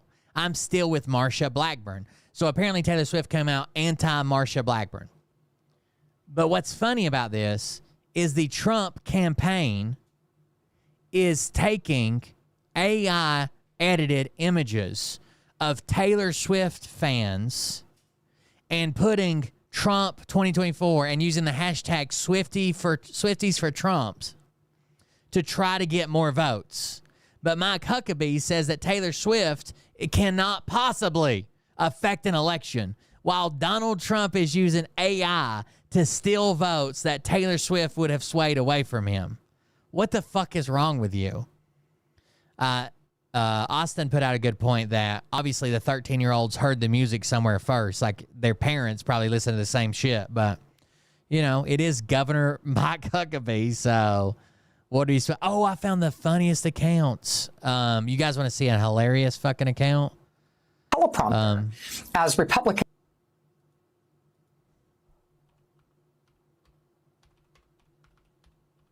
This guy does the voice. And I'm not sure if it's like ableist, if you get in trouble for doing this voice, but this guy's got it. His account is called Daddy Doinkles. Doinkles and RFK Jr. So basically his spin on this account is that he's roommates with RFK Jr. That he's roommates with RFK Jr. It is a very, very, very funny account. Let's look at some of the most recent shit. Here we go. Did you hear about that whale that's beached in California? Yeah, I heard about it. It's live right now. Will you drive me? Will you drive me to go get it? No, I'm not driving you to California. Come on, we can harvest the whale oil and we can eat the blubber. Did you hear it? So there's a shot at the bear story. Yeah, hold on. I'm in the bathroom. A few summers ago, I was working on my uncle's farm, and I had to breastfeed some kittens to keep them alive. Yeah, hold on. I'm in the bathroom. A few summers ago, I was working on my uncle's farm, and I had to breastfeed some kittens to keep them alive. So every story, the joke here, every story RFK says, not only does it sound not possibly true, not even plausibly true, it makes him look worse. In 2019, I was working in Wuhan, China, in a laboratory as a janitor. Oh no, he started COVID. Hey, RFK, did you invite... The D is fire! Jesus Christ, is that Gypsy Rose? Dead bolted and fucking nailed shot. So we're just gonna hang out in here until she's gone? There's fence up top, but I have a feeling she's already crawling around up there. Hiding from Gypsy Rose. We're gonna get out of here? Probably not, because one summer on my uncle's farm, she brought her wheelchair in for a brake inspection and tire rotation, and I overcharged the hell out of her. That voice, dude. Uncle's farm. That had to be a fun place to be, huh? It was a pretty good time, especially during the winter, when we had to go into survival mode and everybody struggled to stay alive. The D is fire! RFK, I know you're in there! Let's grab another one. Some of these are fucking hilarious. Hey, RFK, you got bigger. Absolutely gigantic. I feel like Xerxes, but I'm being carried around by an army of otters. Pretty magnificent. I feel like I have enough power. I'm being carried around by an army of otters. Army of otters. Pretty magnificent. I feel like I have enough power that I can conquer a small army of orphans. It's quite an experience that I'm going through right now. If you were a little bit taller, you could probably experience it with me. But I want to tell all of our followers, deep down from the bottom of my uncle's farm, how much this actually means to us. I'm extremely grateful. Like the time when me and my father, we were trekking through the desert searching for water. And come to find out, he had water the whole entire time, but I just was being a little shithead kid, so he wasn't giving me any water. And that taught me to be grateful when he finally gave me water after I had collapsed under a small tree.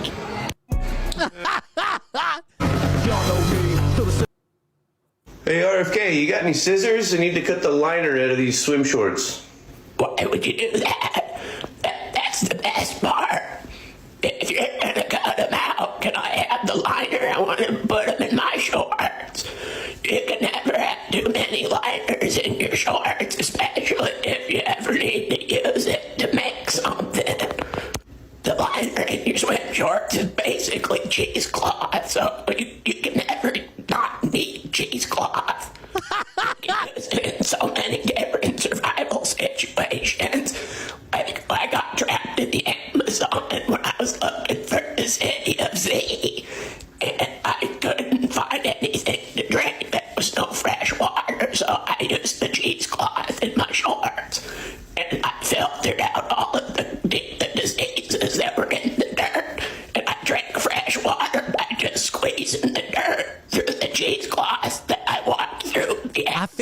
when he's talking, I just want him to stop. Like, why would you ask him this question? He's on his deathbed. Can you hear that voice? RFK? What is that? Duck. I got it from our neighbors. They had a nice duck. Our neighbors have a duck. Had. I guess now they had a duck. I grew up with a dungeon full of ducks, so I just think they taste delicious anytime I see a duck. I can't help myself. Ever since I competed in that Cuban cuisine competition, I cooked a duck that was so phenomenal it had Castro in it catastrophe, which then ensued to the Cuban Missile Crisis. He cooked a duck for Fidel Castro, which caused the Cuban Missile Crisis. That sounds like a story he'd tell. It seemed he got a little out of hand over death. Yeah, with just his voice, there's no way he could be president. There's one where I watched a bunch of these.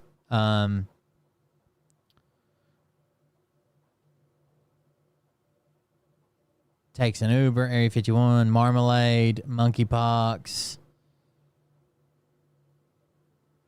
Save the World. I think I watched this one earlier. Hey, RFK. Tell everybody your plan to save the world. Well, you see, is we would get a bunch of houseboats. I mean, a lot of houseboats. And we would ask the homeless people if they wanted to live on these houseboats and have a job. And the job would be to sail down to Antarctica and start clubbing all the penguins that are down there. 'Cause there's 40 million penguins that live in Antarctica. Clubbing penguins. House the homeless. They would have a job hunting these penguins and shipping them back to the States. Then we would have all this penguin meat, and we could distribute it across the entire world. And we could totally just end world hunger in one fell swoop. But you just have to make me captain. Put me in charge of the boats. I'll carry the boats. Hey, RFK. Tell everybody your plan to... We make the homeless people on houseboats sail to Antarctica and club all the penguins to death.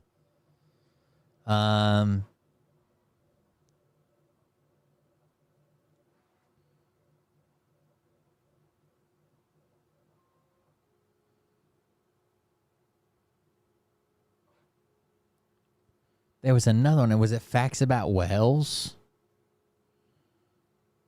Penguin facts. Good morning, RFK. How'd you sleep? Penguins can only run about 3 miles an hour, but they can run about 10 if you chase them with a weapon. Good morning, RFK. How'd you sleep? Ooh. Hey, everybody. These are my 2 ravens. They're not actually mine. Oh, no. Sorry, what? I was going to tell you. Whose are they? Vladimir Putin. I asked to borrow them, and then I ripped the GPS tracker out of them. Hey, everybody. These are my 2... There was a very, very funny one about him training. He trained he trained his ravens.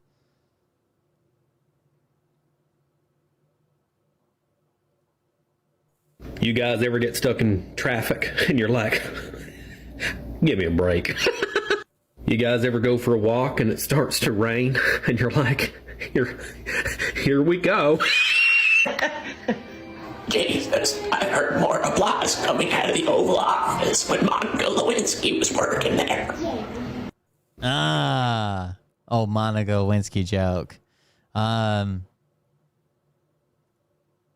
Good morning, RFK. Did you sleep good? I didn't sleep. I spent all night training my ravens to steal batteries. I spent all night training my ravens to steal batteries. Out of all the neighbors' remotes, batteries are fucking expensive. Good morning, RFK.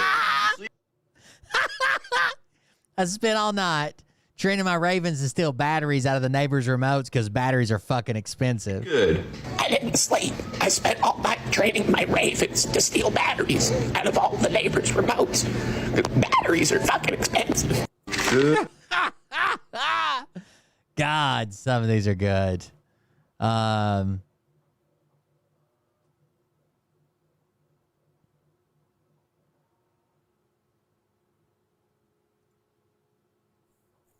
I was the mechanic that worked on the red Dodge. You notice how it was still running for movie 1 and 2? That's because of me.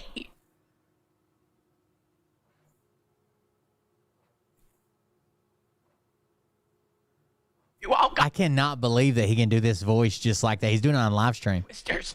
Got the second twister because of me. I kept that truck alive.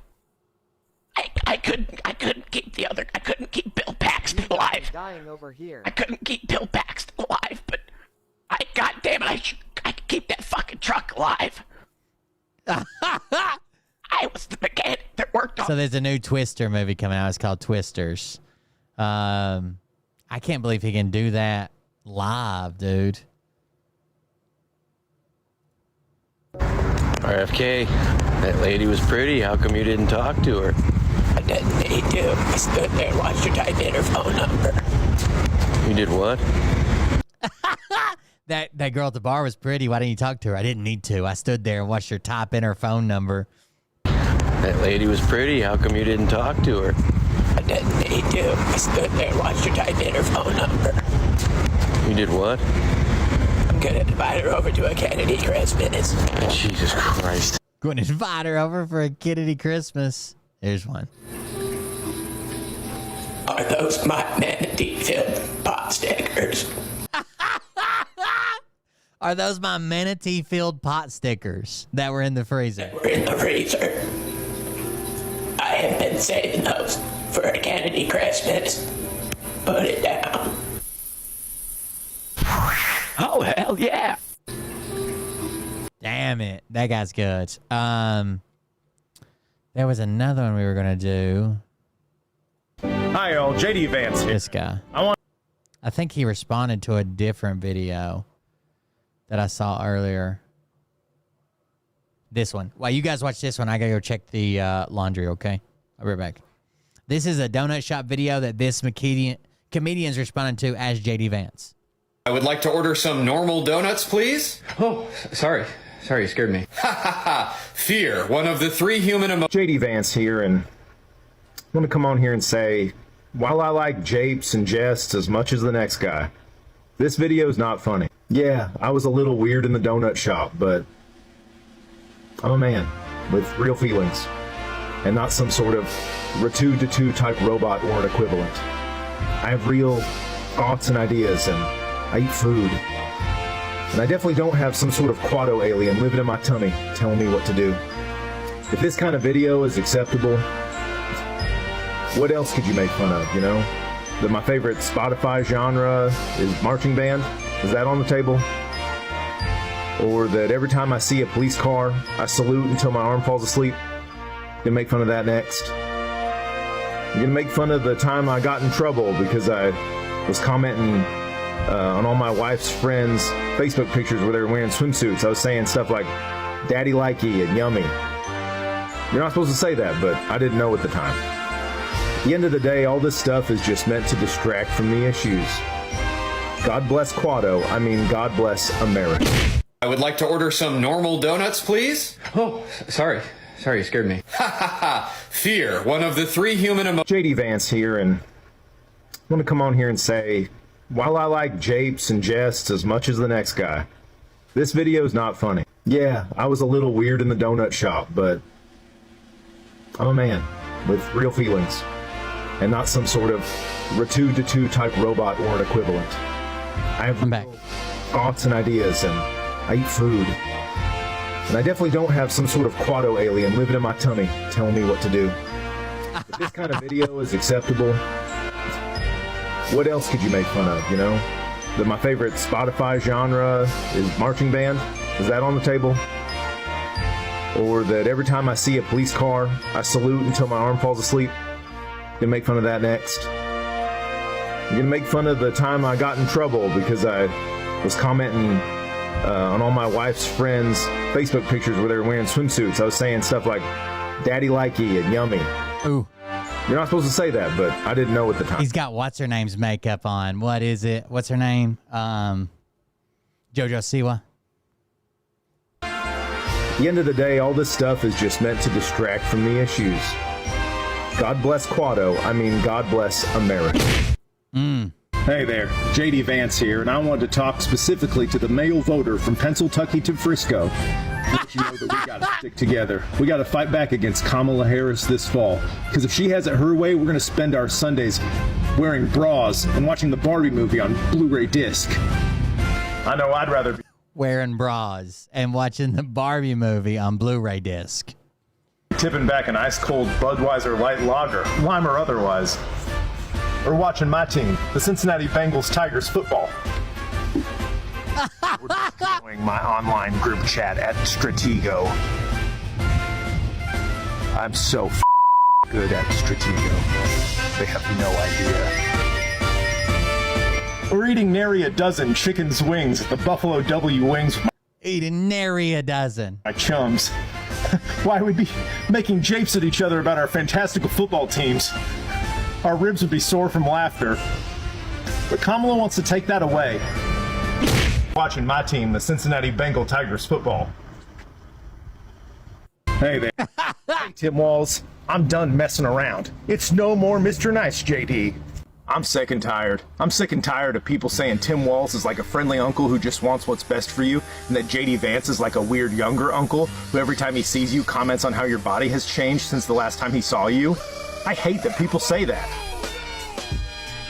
I'm ready to point out some of your... I think it's insanely disrespectful that he tried to have a photo op at a section that's not allowed, right?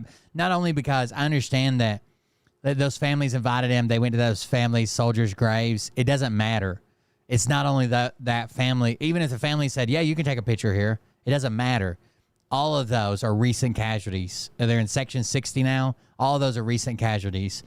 And for a political figure or any polarizing figure or any figure that somebody might not like, and then to see, like, let's say you fucking hate Trump for whatever reason, and then to see a photo with, like, your son's or your father's or somebody's fucking grave in the background while he's doing a thumbs up, get the fuck out of here. Your biggest flaws.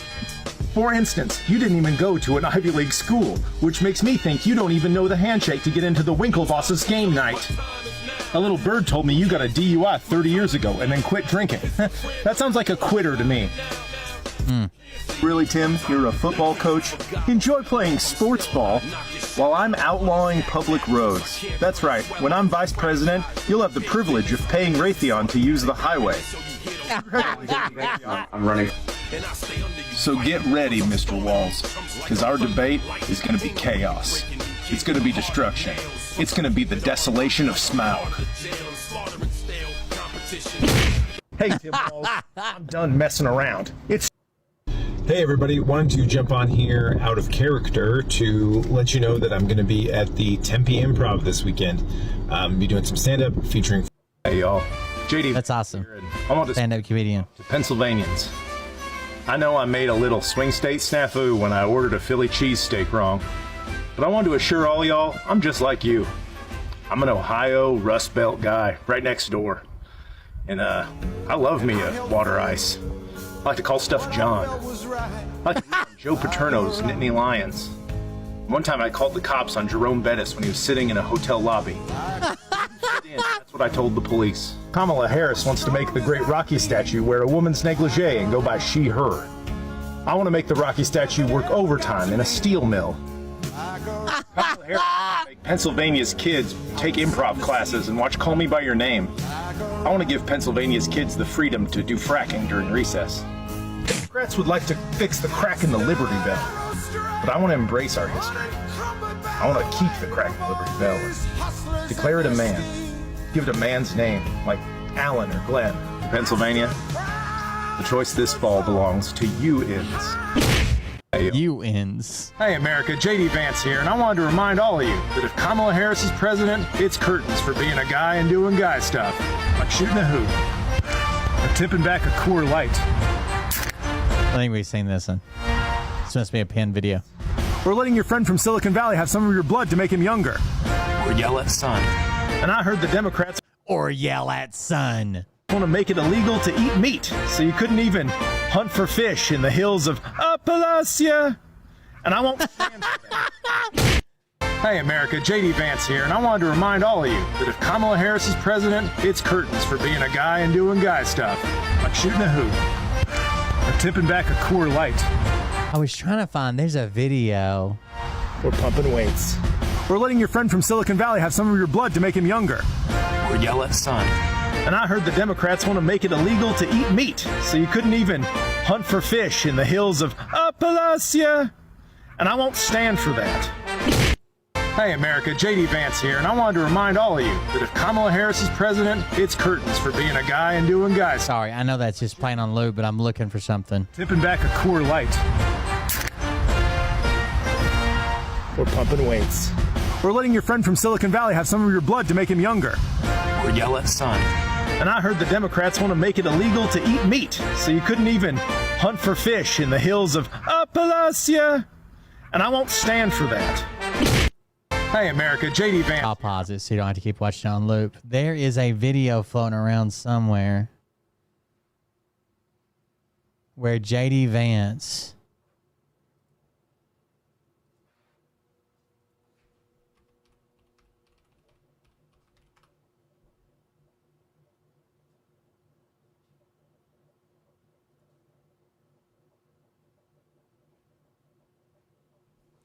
calls out somebody on Twitter. That's what I want to see. Ooh, that is not a good look. Did he call? We got to watch this now.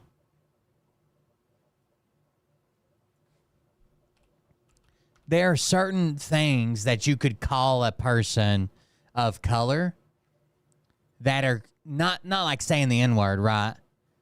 But that are definitely a dog whistle, okay? Definitely a dog whistle. I can't think of anything more fitting of that title than to call someone black uppity. Because back in the day, when they weren't acting right as your slaves, you would say something like that uppity N-word. Did he call Kamala Harris uppity? That's 1,000% a dog whistle. That's basically he's basically saying like she's an N-word and she needs to know her place. It is the weirdest thing to me. Democrats say that it is racist to believe, well, they say it's racist to do anything. I had a Diet Mountain Dew yesterday and one today. I'm sure they're going to call that racist too, but uppity is not something that you can just come out and say about. That's fucking crazy. It's good. I love you guys. Please clap. Please clap. Please. What happened there? I don't know. Rich Little. I don't know. Maybe. Presidential senator accused Vice President Kamala Harris of not sounding grateful enough to be an American. Oh, sweet Jesus. Wow. Deliverance. By the way, speaking of Jesus, did you hear? She's not grateful enough to be in America. He is, but she's not grateful enough for being here. The Southern Baptist Convention, Mika, fired a guy. Let me see if I have it. Fired a guy because he actually said, basically, regardless of party, we should be grateful for Joe Biden putting his country over his personal ambition. They fired him that day. So Southern Baptist Convention, which is basically like what all the churches around here want to be part of. It's like a convention of churches, and you have to they send out people to set in your church service as almost like hidden shoppers to make sure you fit their narrative. So basically he said, regardless of party, America should be grateful that Joe Biden stepped aside and put the country above himself, right? Because his mental health is declining. He's currently president, and he could have won and been president. And if he has mental health issues, then he's stepping down for the greater good. He's not going to be president anymore after this election, and he's taking a step back, knowing that he's probably not fit. So even if you like Donald Trump and you think Donald Trump would win, it's still good that he's stepping down because there's a potential he could win. Fired immediately. That is shame. Truth. Because that country, you should, when I see her give a speech, and she talks about the history of this country, not with appreciation, but with condemnation. But if you want to lead this country, you should feel grateful for it. You should feel a sense of gratitude. And I never hear that gratitude come through when I listen to Kamala Harris. I don't know Kamala. I served in the United States Marine Corps, and I built a business. What the hell have you done other than collect a government check for the past 20 years? Prosecuted criminals and, served as attorney general, served as a U.S. senator, served as vice president. Criminals. His record. He's going to play Republican in terms not quite I guess I want to see him say it if he says it. And how rich? I mean, saying you should be grateful. That are in the United States aren't ironic that you inherit the country.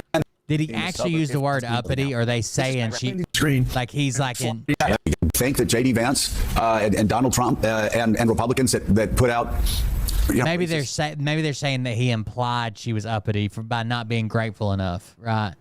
Because that's what it would be, like you're not knowing your place kind of deal. And you know, there is legitimately a Republican funded think tank that is calling into question a law about Kamala Harris that she cannot be president because black people aren't people under the U.S. Constitution.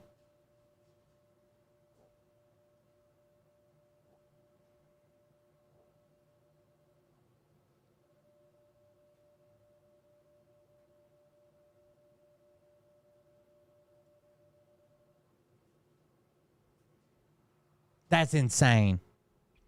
Maybe it's over here on Twitter. Hold on.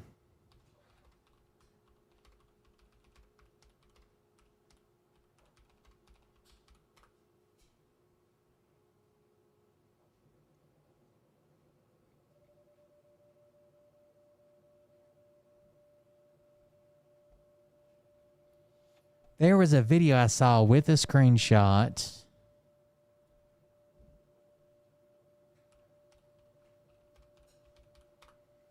of J.D. Vance calling out a member of the military, and the guy has like 2 fucking bronze stars, 2 silver stars, a fucking purple heart and shit. And he basically told him, like, you don't know what the military's like. You sit in a boardroom voting on blah, blah, blah, whatever. And I cannot find the video anymore. Maybe I dreamed it. Maybe it doesn't exist. But he called out a guy on Twitter for basically not knowing anything about the military because the guy called out Trump for being disrespectful.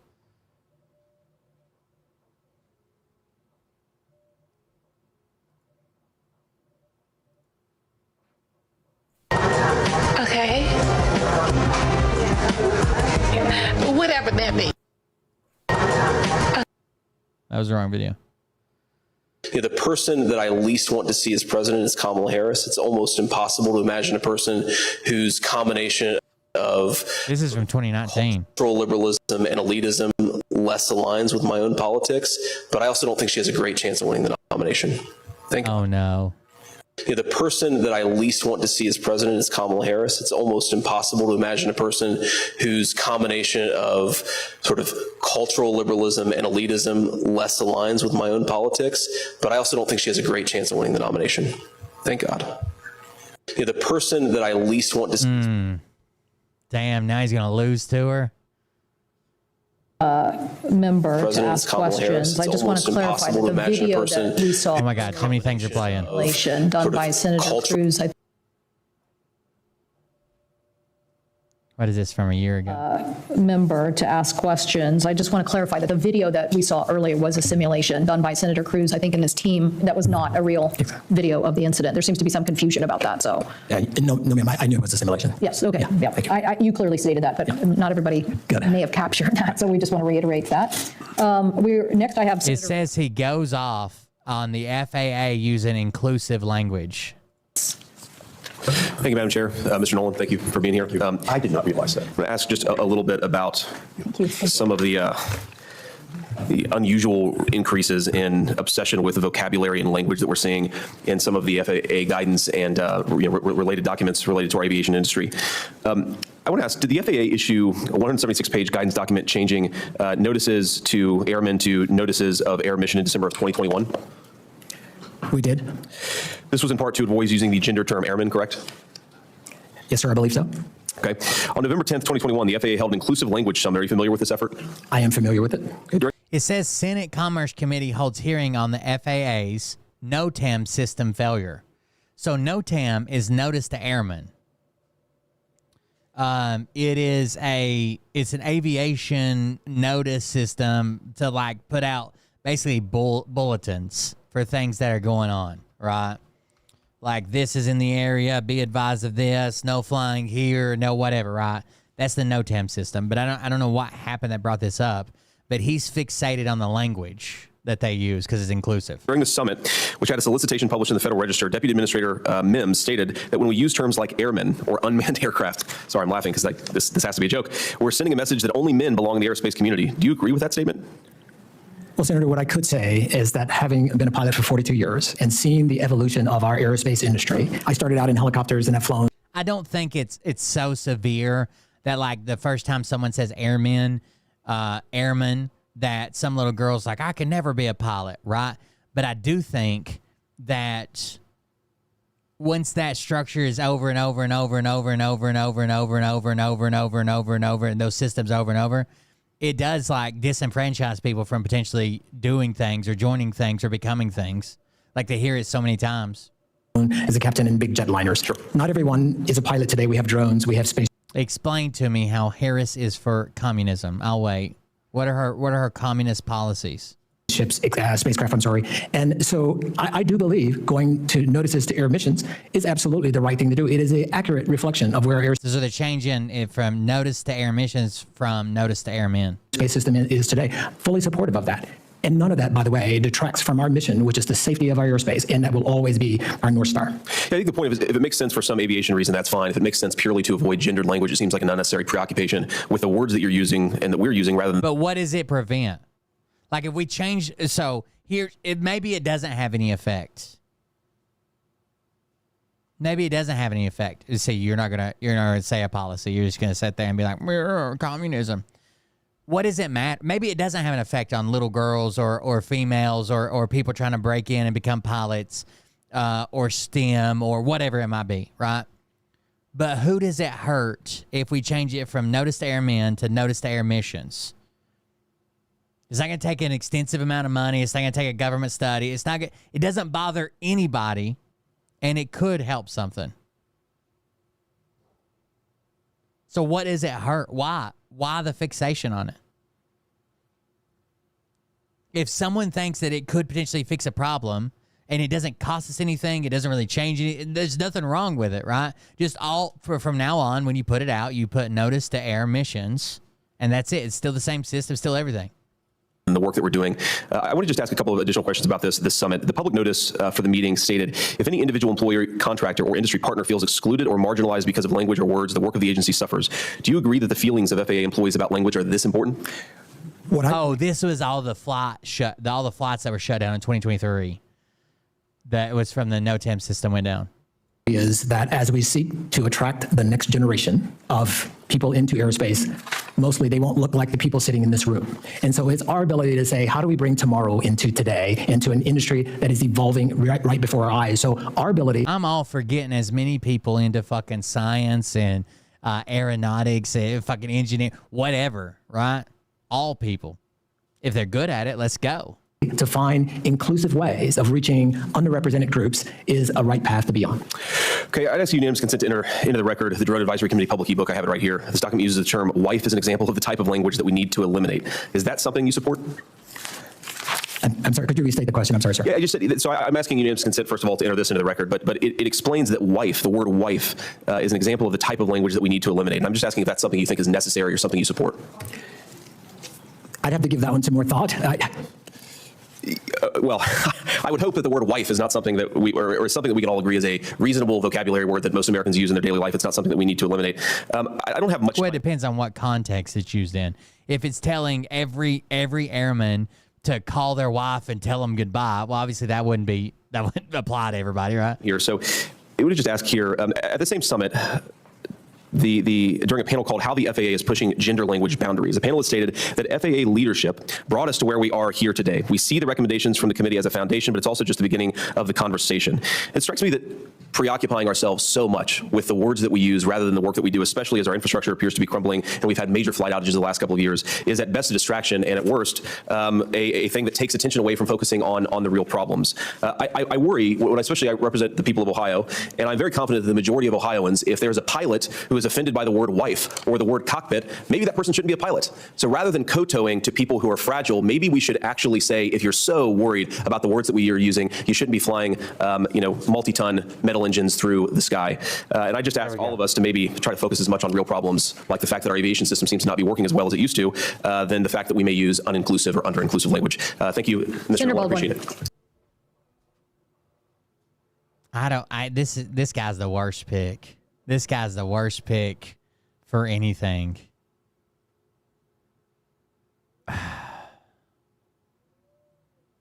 Why JD Vance? Ever.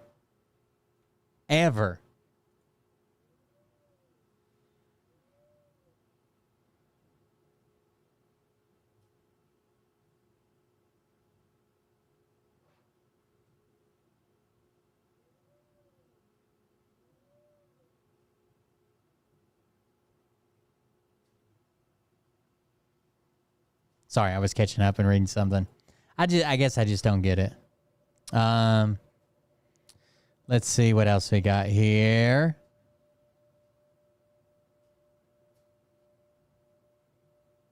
There's a Derek Johnson ran over here, right?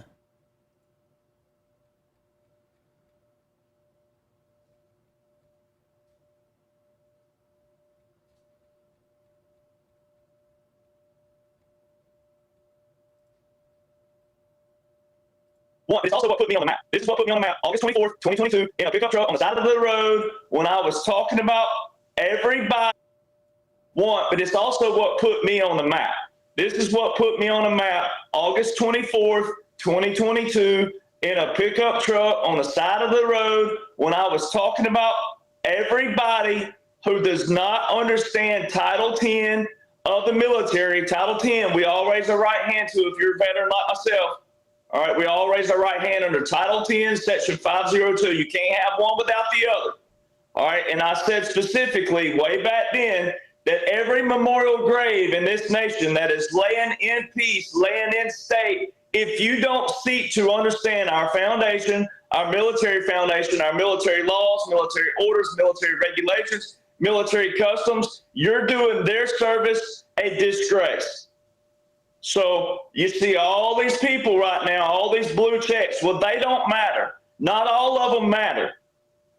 Not everybody matters right now. What matters is what you know about the military, military law, military regulations, military orders, publications, manuals, regulations, customs.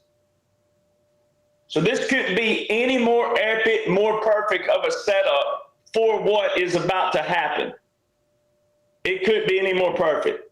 But just because the two hottest topics out there right now are Arlington and also Trump being a quote-unquote felon, I'm going to do two in one video. None of them count. So everybody now, there's a line in the sand. Everybody gets to stand on the side of integrity or hypocrisy. And only you get to choose that line. Whoever's watching right now, especially all you liberals who claim that you support the Constitution, that you know nothing about, all you liberals and Democrats who claim to support the military, but you know nothing about, you all want to use one little title or one little law when it suits your bullcrap narrative. But, oh, no, you don't want to look at everything else that's taking place because this is a strategic occupation, a strategic operation that's been put into place. There was a line drawn in the sand November the 8th, 2016. And on January the 20th, 2017, that went into operation.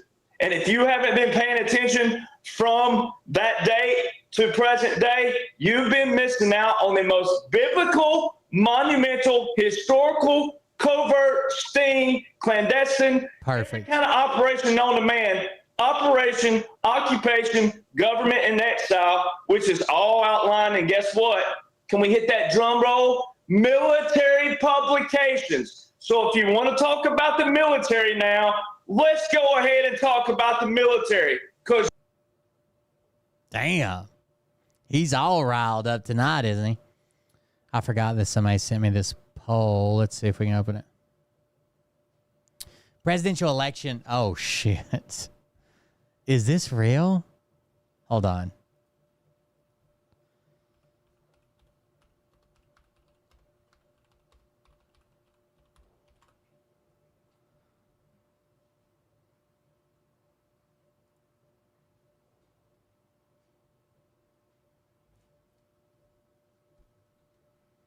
See if I can get this one to load.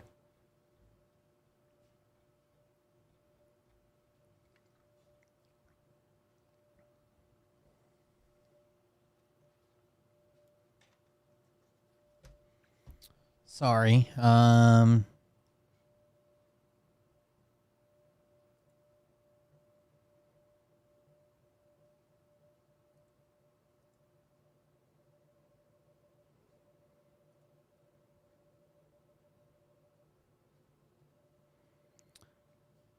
Polling veteran. That's not what I'm looking for.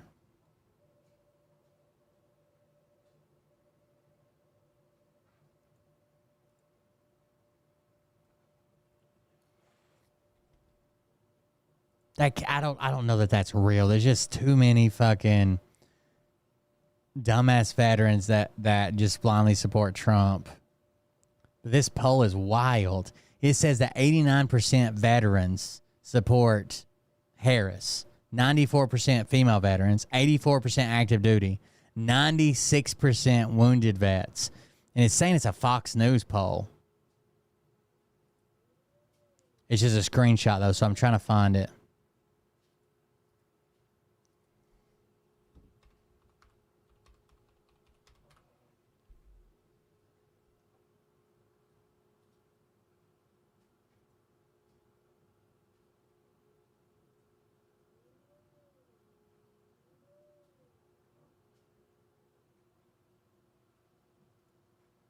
I wonder what this says. On Balance is a YouTube channel. Let's see what this is. Kicking off our coverage tonight, Mark Lauder and Chris Hahn, former senior aide to Senator Chuck Schumer and host of the Progressive podcast. Both of you gentlemen. Oh my God, stop wigging out. Loaded, right? It's been such a busy news day. So Chris, I want to start with you because, well, the optics aren't great, right? And I feel like you're ready. You're chomping at the bit at this one. So here's the thing. This is going to be a close election. Veterans tend to support Donald Trump. If he loses 2 to 5% of veterans by his actions towards veterans, like taking pictures at cemeteries, like saying that the Medal of Honor is not the greatest thing. In fact, I'll give my donor a medal that's better. That's crazy, dude. Not even his donor. The donor's, I mean, currently a donor, but the reason she got it was because her husband donated a bunch of money. Loses some of them, it could cost him a state, and he keeps on doing it. And I think the media has a double standard. If a Democrat had done this, it'd be the only thing. But like he said, if Donald Trump just slips a couple of percentage with veterans overall, that's a wide margin if they pick up Harris votes. The media was talking about at all today. We wouldn't be talking about anything else. If Barack Obama had done this, if Kamala Harris had done this, it'd be the #1 story. They would be lining up veterans to talk about how bad it was. But again, it doesn't take all veterans to disappear from Trump's column. It only takes about 2 to 5% of them. And I think he's doing a great job of turning them off. He's probably going to lose about 15% from his prior support from veterans. 15. Oh, there's the video with him there. Harris had done this. And I think the media has a double standard. By the way, all this video that's being shown in the background is in Section 60. These are the newest plots, the newest burials, and no photography is supposed to be taken here. Cost him a state, and he keeps on doing it. And I think the media has a double standard. If a Democrat had done this, it'd be the only thing the media was talking about at all today. We wouldn't be talking about anything else. If Barack Obama had done this, if Kamala Harris had done this, it'd be the #1 story. They would be lining up veterans to talk about how bad it was. But again, could you imagine if Obama did this? Like they think Obama's. Could you imagine if Obama did this? Obama's staffer got in a fight with the military that takes care of it, of the cemetery, that he was giving thumbs up and shit in the graveyard for these photo ops. And it doesn't take all. You know, one time they attacked Obama for like 6 months because he wore a tan suit. All veterans to disappear from Trump's column. It only takes about 2 to 5%. They'd call it treason, I guarantee it. Turning them off, he's probably going to lose about 15% from his prior support from veterans.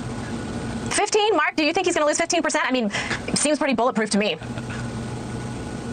Absolutely not. Look, the real controversy should be why wasn't Kamala Harris and Joe Biden honoring the 13... Look at that. There's your thumbs up in the picture. There's your... men and women who died because of their botched handling of the Afghanistan. By the way, there's other people in this picture that you can clearly see that I'm sure they didn't want a photo op taken of their fucking slain soldier.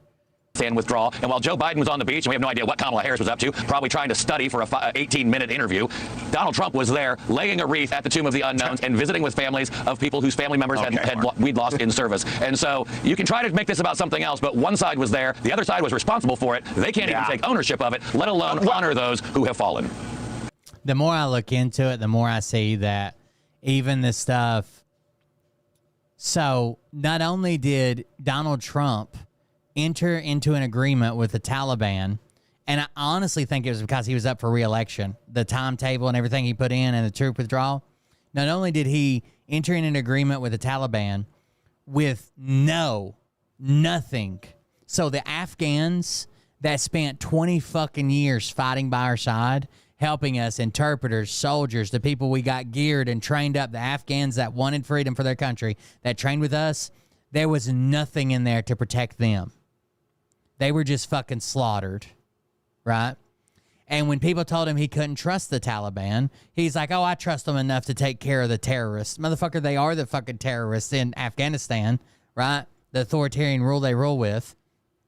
He was advised no less than 5,000 soldiers and keeping multiple air bases open. That way they didn't know, like everybody didn't have to come to one place. And doing this huge, gigantic head count and moving people closer over the next few months. That it was an unrealistic timetable. They told him 5,000. He left like 2,200. It was unrealistic timetable. He said, I don't care. They said he couldn't trust him. He said, I trust him anyway. Like Trump set all of that up.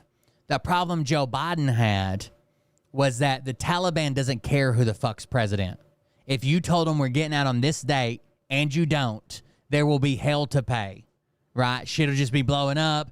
There'll be IEDs. There'll be explosives. There'll be rocket attacks.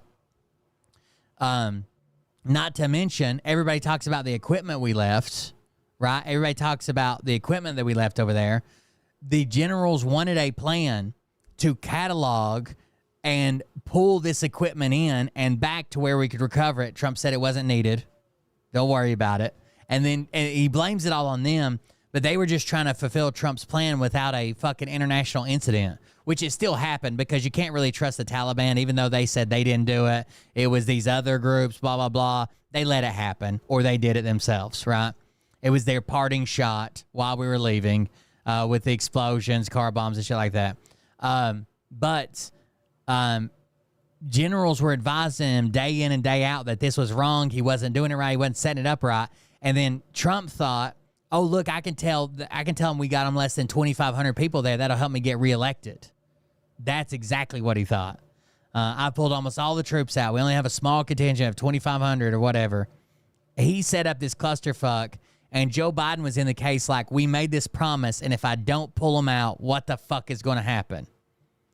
There's only 2,500 troops now. I can't be the guy who's sending more troops over there, right? We're down to 2,500, even though that was never advised. And if I don't keep this date, it's going to be the fucking largest offensive that the Taliban's put forth in years. He laid a trap for them. And I think the withdrawal probably would have went about the same if Trump would have won re-election. They still would have probably had a parting shot. There still wasn't enough men on the ground for support. There was no real plan to get any of that. To get the people out that were scattered all over the country, to get the equipment out that was scattered all over the country, there still would have probably been an attack. I think almost the exact same thing would have happened, no matter what. Mark, this was Donald Trump's deal to withdraw from Afghanistan. It was his deal to withdraw from Afghanistan. Joe Biden greeted those caskets when they came back from Afghanistan, something that Donald Trump never did as president when bodies would come home. Donald Trump doesn't like to be around another lie. How many lies are you going to talk about here? Veterans at every turn. He calls them suckers and losers, and all it's going to take is 5% of them. Debunked by liberal. Oh my God. Over for him. And by the way, he's losing them. I'm talking to Comedy Central, buddy. He's losing them every day, and you know it, Mark. Okay, I'm going to shift this a little bit. Although I do, I love it. I love the passions and funny stuff. Okay, I want to talk about the two storylines that we're seeing from the campaigns, right? We see the vice president. I was trying to think, have I seen photos? Oh, here it is. Here's a news article. Trump stopped going to Dover Air Force Base to receive bodies after getting berated on the first visit. Vice President Pence attended dignified transfer ceremonies for 2 years by himself after the father of slain SEAL rattled Trump in February 2017. In the world of President Donald Trump, he has paid his respects to many, many returning soldiers killed in the line of duty, with daughter and top presidential aide Ivanka Trump adding that each time she has stood by his side at one of those ceremonies, it has hardened his resolve to bring the troops home. In the real world, Trump has traveled to Dover Air Force Base in Delaware exactly four times, fewer than half as many times as vice president, and avoided going at all for nearly 2 years after getting berated for his incompetence by the father of a slain Navy SEAL. According to that's something you have to be able to take as the president. There are going to be people, whether they like you or not, that are going to be extremely upset when their son comes home and they feel like you made a decision that killed their son or daughter, okay? And they can't put their hands on you. They can't assault you. That's what Secret Service is for. But sometimes you're going to take a cussing. Sometimes you're going to take a dressing down. But that's part of letting someone have their emotional fallout, right? Their big feelings. You just have to let them have that. But I could see Trump never going back. According to a former White House aide who spoke on the condition of anonymity, Bill Owens, the father of William Ryan Owens, refused to shake Trump's hand at that February 1st, 2017 encounter, the aide said, and then told Trump that he was responsible for his son's death for approving the disastrous raid in Yemen without bothering to understand the risks. He refused to go back for 2 years. He was so rattled, the aide said, adding that the main reason Trump had approved the raid just 5 days after taking office was that predecessor Barack Obama had refused to do so. So he went in and said, oh, Barack Obama didn't want to do this raid? I will. Think about it. 5 days in, he's never led anything. He's never approved any fucking... This is not the time to start doing this, right? It'd be different if you were a vice president before, or you were on some type of a thing in Congress, right? A position in Congress where the top secret shit, you handled it all the time. But 5 days in, and the only reason you want to do it is because Obama didn't think you should. Obama didn't think he should, so you want to do it. What's more, Trump made the decision at a social dinner that included his son-in-law and top advisor Jared Kushner, and then chief strategist Steve Bannon, rather than his National Security Council staff. So the National Security Council staff wasn't even around him.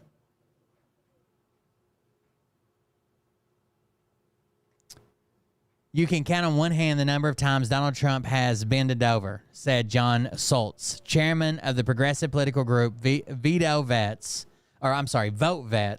and Iraq. I'm dyslexic. And Iraq war veteran. There simply is no bottom when it comes to what he'll lie about. I wish there was more outrage about Trump lying about the dignified transfer of the fallen for political reasons. Because as a veteran, it really disgusts me. Jesus, this is horrible, dude.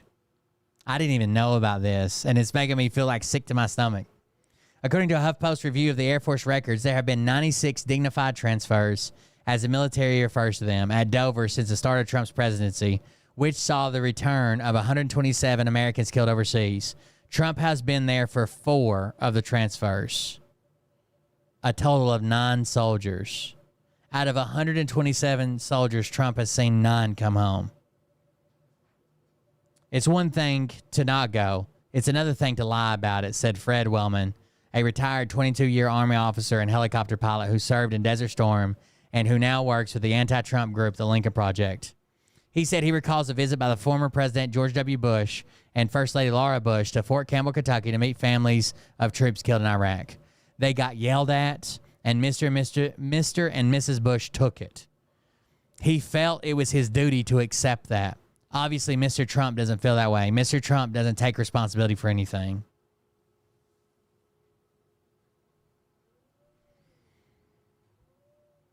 He treats it like a tourist stop. Hey, John Voight, I get to greet dead guys. Want to come? He might as well be in his sweaty golf clothes when he swings by Dover.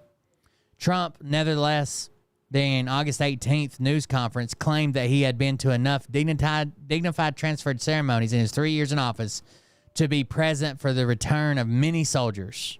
9. I greet men and women coming home and coming home after they've been hit.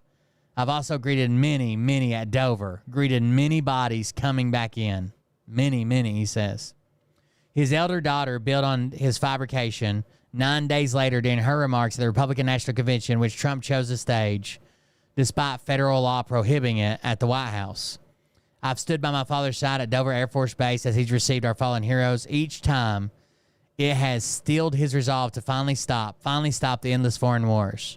In fact, she stood at her father's side only twice.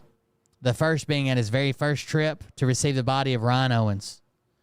White House officials did not attempt to explain Trump and his daughter's apparent exaggerations about the issue and instead defended, on condition of anonymity, his handling of the wars in Iraq and Afghanistan. Quote, there is progress in Afghan peace talks. The U.S. will soon have the fewest troops in Afghanistan in nearly a decade. That's what he wanted, the low number. Notwithstanding his dressing down from the SEAL's father, Trump used Ryan Owens' death and the raid that killed him in his first address to joint sessions of Congress 4 weeks later. He brought in Owens' widow, Karen, and said, Ryan is looking down right now. You know that. And he's very happy because I think he just broke a record, referring to the applause in the chamber. The remarks won him high praise from some television commentators, including one who declared that it was the moment when Trump had finally become president.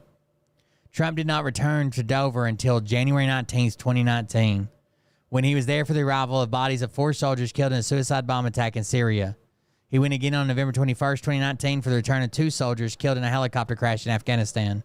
Accompanying him on that visit were his wife and actor and supporter John Voight. It is unclear why Trump brought John Voight. His 4th and final visit was this February 10th, when he and Vice President Mike Pence together received the bodies of 2 servicemen killed in an ambush by an Afghan soldier. That visit was the second one Ivanka joined Trump. It included a host of others who, like first daughter, had just attended Trump's campaign rally in New Hampshire, including Pence, Matt Gaetz, White House social media director Dan Scavino, and Jared Kushner, Ivanka's husband. He treats it like a tourist stop. He might as well be in his sweaty golf clothes when he swings by Dover.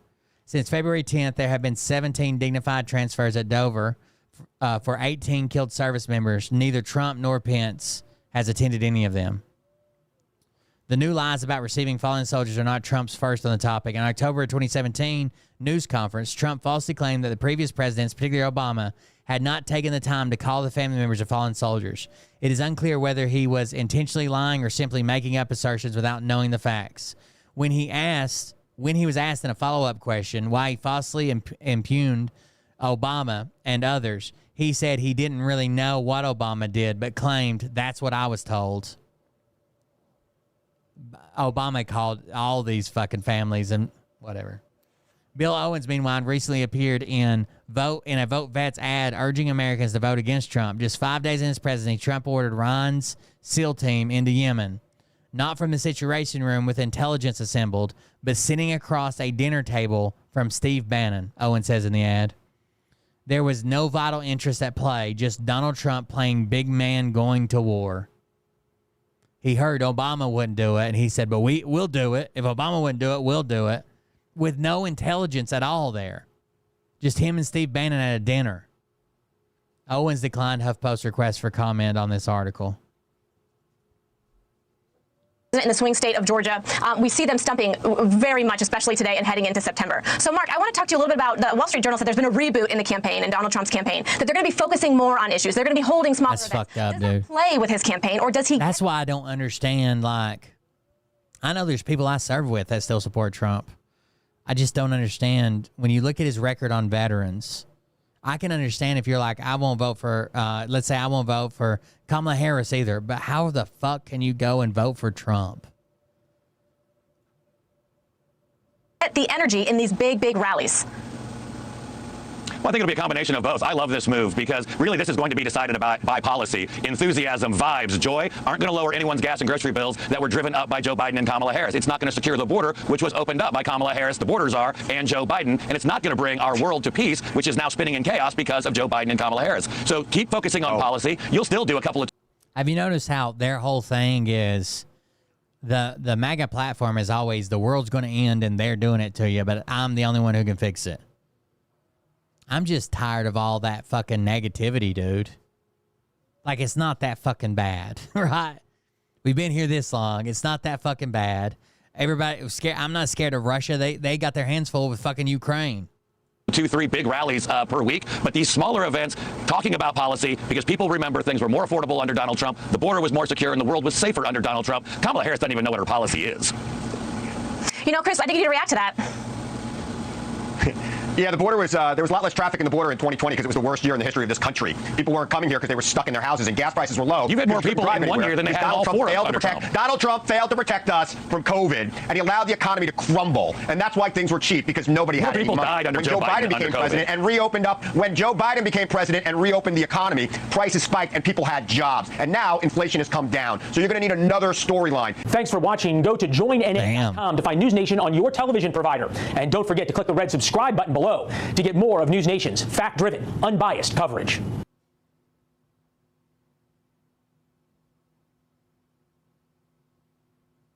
Donald Trump blames Joe Biden 2024.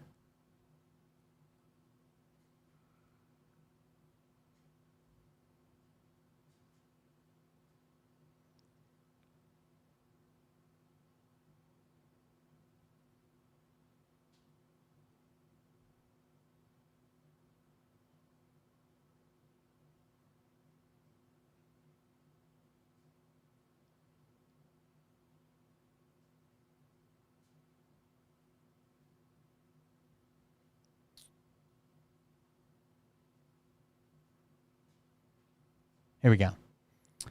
But how do Trump's claims stand up in terms of safeguarding U.S. troops? Some 65 service members died in combat while serving Trump during his time in the White House office in January 2017 to January 2021. There were fatalities every year of his presidency, according to hostile action report records compiled by the Defense Casualty Analysis System, DCAS, which is maintained by a government defense agency. Of those 65 deaths, there were 45 combat deaths reported in Afghanistan alone, according to the Associated Press. However, it must be noted that the U.S. was involved in Afghanistan for the entirety of Trump's stint in the White House. This has not been the case under Biden, who pulled the troops out in a controversially chaotic withdrawal in 2021 set up by Donald Trump. Biden has not yet finished his term and is set to remain in office until standing again for election in November, so a full record of hostile deaths is not yet possible.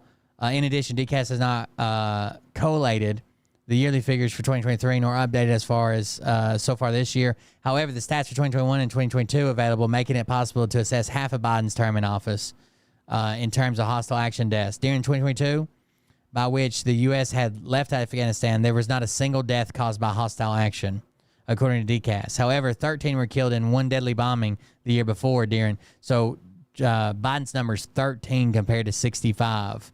And everybody's like, Trump's the anti-war president. Bullshit. Trump's the only president almost tweeted us into a fucking nuclear war. Just because it didn't happen, it's not like, I told you so, guys.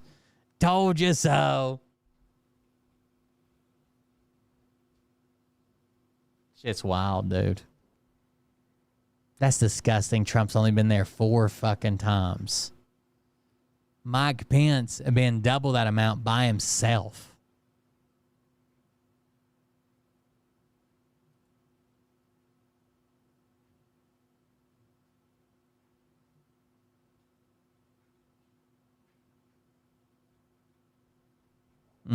That's sad. All right, guys. You guys want to try out a new feature? What would you like to talk about on the next show? You got to wait a second. You can put in anything you want to in the chat. You just got to use a hashtag with it. You got to use a... Oh, do I need to clear that? Maybe.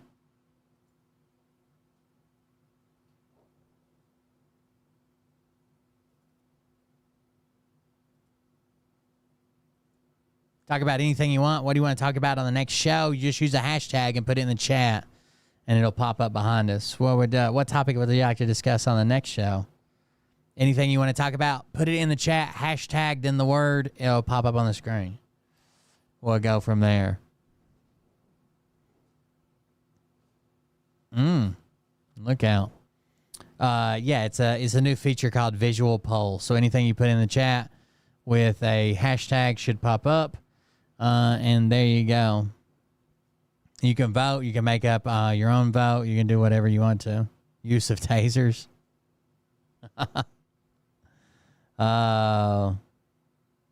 Trump's evangelical supporters just lost their best excuse. Oh, Trump just went pro-life. I don't know if you guys saw that. But Trump just went pro-life. So the people that are like, I'm voting for Trump because abortion, well, you're out.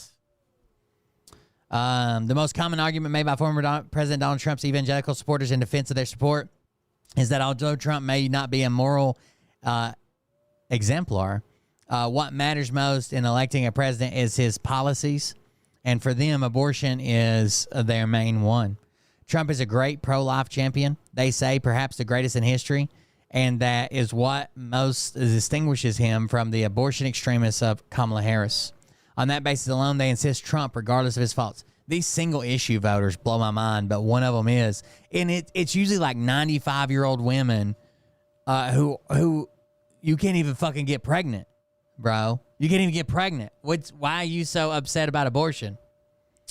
I understand that line of argument, though I strongly disagree with it. The rationale is way weaker than Trump supporters were willing to admit because Trump's moral depravity was always far worse and more dangerous than they were willing to acknowledge, and his achievements fell far short of their hopes. But the pro-life justification for supporting Trump has just collapsed. Trump, who described himself as strong pro-choice in the 1990s, including support for so-called partial birth abortion, has returned to his social liberal ways. My administration would be great for women and the reproductive rights, he recently declared on Truth Social. So he came out and admitted that he plans on being pro-life, apparently. I'm sorry, pro-choice, apparently. He also said that there was 6 states. Look, check out this close quote. Then we'll check the poll first.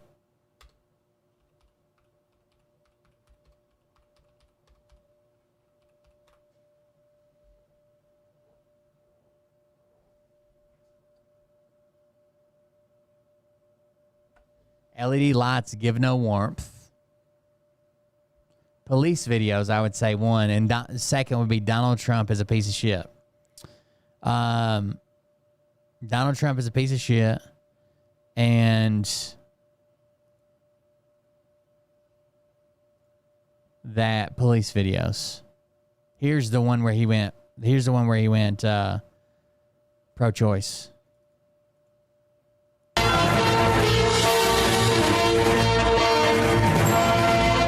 Tonight, former President... Damn it, don't go black. Former President go black, you'll never go back. Trump's campaign is clarifying comments he made on Florida's 6-week abortion ban and Amendment 4. If voters approve it this November, the measure would guarantee a woman's right to an abortion until fetal viability, which is around 24 weeks of pregnancy. Here is what his campaign is saying in response to the former president's exclusive interview on NBC News. Republican candidate for President Donald Trump criticized Florida's current 6-week limit on abortion, saying it's, quote, too short. Former President. So the next time an evangelical, when you ask them, hey, why are you voting for Trump? And they say, police videos won by far. And they say, oh, well, because abortion, all you can tell is like you think he's abandoning abortion? He's literally not. He said the exact opposite. Thank you for voting in a new poll, guys. That's easier than actually having the poll, and you can vote no matter what platform you're on. Trump campaigned in Michigan today and said this to NBC's Dasha Burns when pressed on how he's going to be voting on Amendment 4 in his home state of Florida. Well, I think the 6 week is too short. It has to be more time, and and I've told them that I want more weeks. So you'll vote in favor of the amendment? I am going to be voting that we need more than 6 weeks. After that interview, his campaign put out a statement saying, quote, President Trump has not yet said how he will vote on the ballot initiative. He just did. He simply reiterated that he believes 6 weeks is too short, end quote. Lisa Kaufman with the Women's Freedom Coalition, which supports Amendment 4, says although Trump did not explicitly say how he was going to vote, his statement was a win. Which this shouldn't surprise anybody. He's never, ever, ever been pro-life.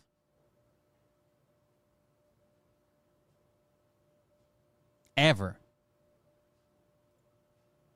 He is another voice that is reflective of what voters are feeling in Florida. And whether or not it was strategic, I think it's just important that he is voicing what many Florida voters feel, Republicans, independents, and Democrats. Mr. Trump also says he backs the government paying for IVF treatments. Well, as you know, I was always for IVF right from the beginning. As soon as we heard about it, it's fertilization and it's helping women and men and families, but it's helping women. Wait, you guys made fun of Tim Walz saying he wasn't a man because they needed IVF, remember? Able to have a baby.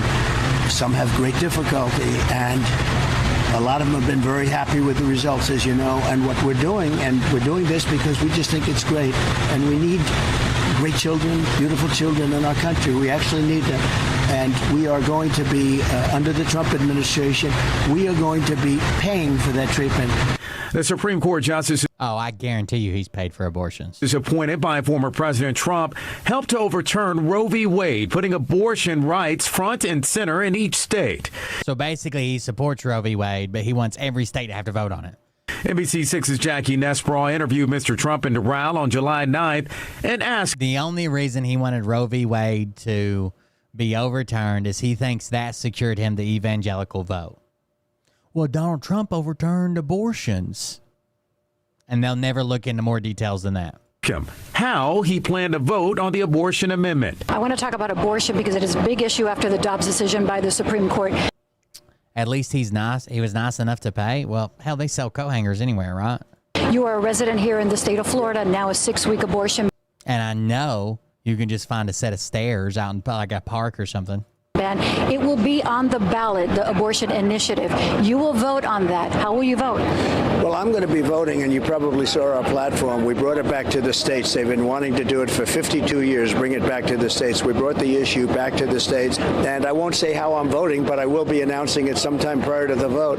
But I wanted to make sure the people... Yes, he's already lost pro-choice. He should have just stayed pro-life and lied. People have the vote, and they have... He's just too dumb. He knows he can basically say whatever. So he thinks that he has this in his head. The people who love him no matter what are big enough to win him the election. The people that worship everything he says, that hang on every word, that would do anything, that would jump off a bridge if he said it. He thinks those are big enough to win him the election. So he don't really care what the fuck he says. The problem is he's not smart enough to realize that there's just not that many people that support him. But he's not going to win over the pro-choice people because Kamala Harris is obviously the better choice for that. The vote now. Governor Ron DeSantis signed the 6-week abortion ban. He and most statewide Republicans are actively campaigning against Amendment 4. If you have a, quote, health care provider says that there should be an abortion, then I think you could probably get about 90% of people in America to agree to something like 14, 15 weeks, unless emergency, unless whatever, and just settle it a national law. Like you can still get one later if it's the life of the baby, life of the mother, or some other issue. But I'm almost positive you could get that through. There's very few people, even though they're super loud, there's very few people that think like, oh, it has to be legal all the way until birth. And there's very few people that's like, no abortions ever, no matter what. You got to have the kid, and we should be watching them with the fucking cops. You know, like I think you could pick a reasonable amount of time and be like, here you go. then you can do it. It doesn't even require a physician. The Harris-Walz campaign is not buying the former president's stance on abortion, saying in part, quote, there is only one candidate in this race who trusts women and will protect our freedom to make our own health care decisions. Vice President Kamala Harris, end quote. There you go. Donald Trump is now the pro-choice candidate, and he's going to lose the evangelicals. This is the one I wanted to show you. This is an interesting quote. If somebody wants to fact check this one for me, I would appreciate it. Just get me the list. I need a list of the states. That's all I need. Just give me a list of the states, and we'll go from there. And in 6 states, you're allowed. 6 states. I need a list of 6 states And in 6 states, you're allowed to kill the baby after the baby is born. And you know, one of those states is Minnesota, where this tampon Tim comes from. And in 6 states, you're allowed to kill the baby after the baby is born. And you know, one of those states is Minnesota, where this tampon Tim. In 6 states, you're allowed to kill a baby. This is called infanticide. It's murder after the baby's born. If you kill a baby within the first year, it's infanticide. It's actually illegal in all 50 states. In all 50, actually, it started from a radio. The way I know, you might be right. Maybe I'm wrong. It started from a radio interview with a governor from Virginia, and they said, "Well, what if they attempt to have an abortion and it doesn't go? What if they attempt to have a late-term abortion and it induces pregnancy, and the baby is born? They wanted an abortion, let's say at like 34 weeks. They wanted an abortion, and it induces labor, and the baby's born, and this fucking idiot said, well, I still think that's up to the mother." And they're like, the baby's sitting right there beside her, cord still attached, baby's born outside.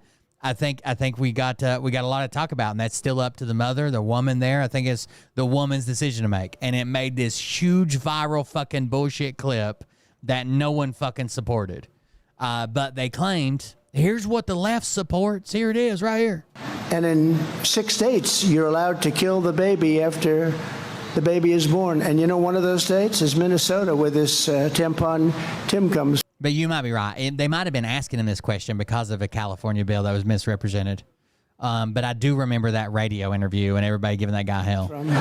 And in 6 states, you're allowed to kill the baby after. Can someone tell me the states? Trump should have never been born in one of those states. He is not wrong. He is 100% wrong. Where are you getting this from? He's in small town of Potterville, Michigan. He had about 5,300 people there. Poor Trump. 6 states. Where the fuck does he get this shit from? Who told him, like, oh yeah, 6 states, you can just have the baby and then, wait 3 or 4 months and then decide what you're going to do with it?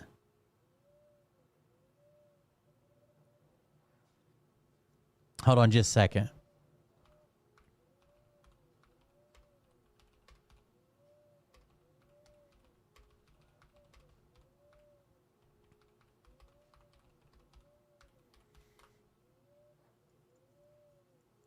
Here we go. Former Virginia governors. So here's from the AP News.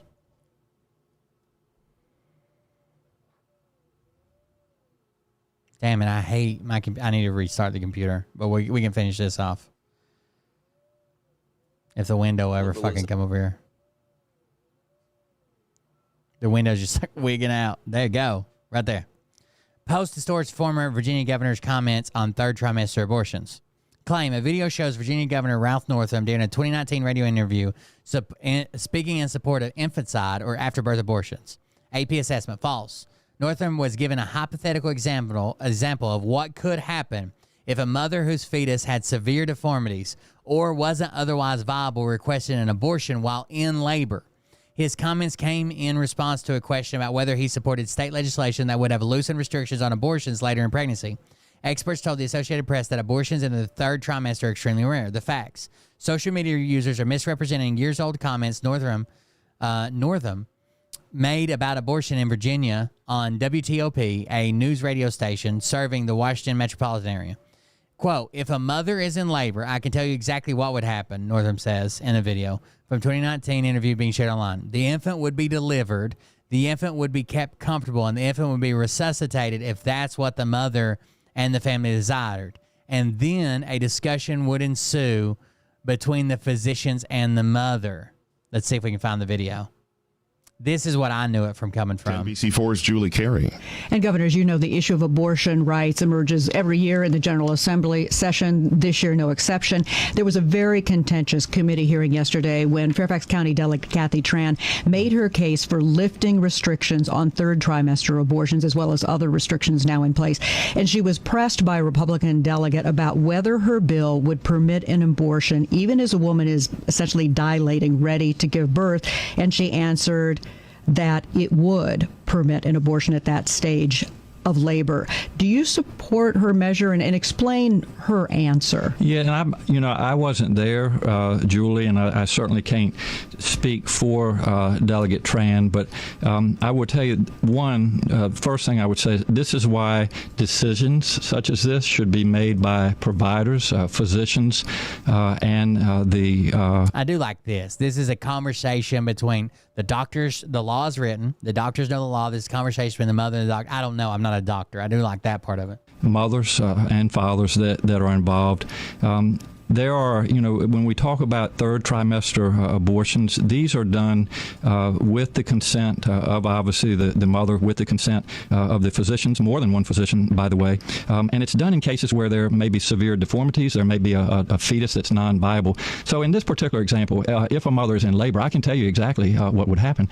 So he says the only way this would happen is with a fetus with severe deformities or that's non-viable.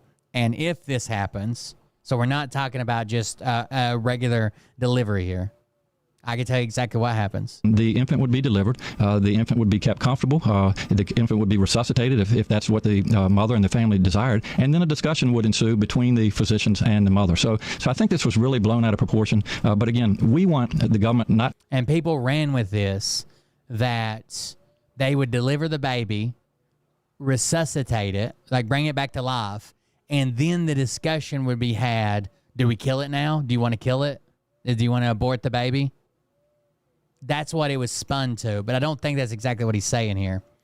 To be involved in these types of decisions. We want the decision to be made by the mothers and their providers. And this is why, Julie, that legislators, most of whom are men, by the way, shouldn't be telling a woman what she should and shouldn't be doing with her body. And do you think multiple physicians should have to weigh in, as is currently required? She's trying to lift that requirement. Well, I think it's always good to get a second opinion and for at least two providers to be involved in that decision, because these decisions shouldn't be taken lightly. And so, I would certainly support more than one provider. All right, let's go back to the phones now for... Fetus that's non-viable. Kathy Tran made her case for lifting restrictions on third trimester abortions, as well as other restrictions now in place. And she was pressed by a Republican delegate about whether her bill would permit an abortion, even as a woman is essentially dilating, ready to give birth. And she answered that it would permit. So she was pressed by the question, okay, well, if you want to do third trimester, what if she's already dilated? What if the doctors are telling her to push? But that's not, you understand that there's a difference between no limit abortion and a baby being born and committing murder, right?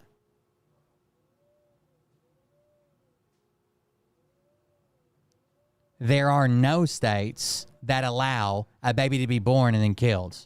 So there's not 6 states at all, ever. That's called infanticide. It's illegal in all 50 states. So she was being pressed. What if she's dilated? So they always like to come up with these, even though these are extremely rare, they hardly ever happen, and it's usually because some type of extreme medical circumstance. She's like, well, they like to do these what ifs. Well, what if the baby's coming right now? What if it's crowning? What if she's dilated? What if she's in labor? And he's going to try to answer this by saying, typically, these cases only happen with extreme deformities or a non-viable fetus. An abortion at that stage of labor. Do you support her measure and explain her answer? Yeah, and I wasn't there, Julie, and I certainly can't speak for Delegate Tran, but I would tell you, first thing I would say, this is why decisions such as this should be made by providers, physicians, and the mothers and fathers that are involved. I think it's so rare, like this type of situation is so rare, like a third trimester. I wouldn't mind if it included, like, you have to see at least 2 physicians. So we don't have, like, one physician who's, like, your buddy or one physician who's just gun happy or something. I wouldn't mind the 2 physicians, even though that's more restrictive.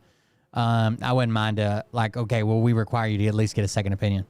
There are, when we talk about third trimester abortions, these are done with the consent of obviously the mother, with the consent of the physicians, more than one physician, by the way. And it's done in cases where there may be severe deformities. I think what Republicans like to think is like, there's a completely healthy baby, 100% healthy, nothing's wrong with it. She literally carries it to the point she's dilating. And then she panics and she's like, I don't want it anymore. I don't want it. Just do an abortion. And the doctor's like, he's there ready to deliver the baby. And he's like, oh, you want an abortion? Let me swap out for a scalpel. It just doesn't happen like that. There may be a fetus that's non-viable. So in this particular example, if a mother is in labor, I can tell you exactly what would happen. Yeah, there's always exceptions for emergencies. In every fucking bill that's ever been written, there's always exceptions for emergencies. The infant would be delivered. The infant would be kept comfortable. The infant would be resuscitated. Again, that would be an emergency, and there's always exceptions for emergencies. That's what the mother and the family desired. And then a discussion would ensue between the physicians and the mother. So I think this was really blown out of proportion. But again, we want the government not to be involved in these types of decisions. The difference would be, I'm in the second trimester, everything's fine, everything's healthy. In the third trimester, something tragic happens. We find out about it. I'm not in labor. I'm not in an emergency. Then two opinions. If you're there's always an exception for emergencies. To be made by the mothers and their providers. And this is why, Julie, that legislators, most of whom are men, by the way, shouldn't be telling a woman what she should and shouldn't be doing with her body. And do you think multiple... That's a tough question to answer, and I think he did better than normal. But it's always going to get spun, right?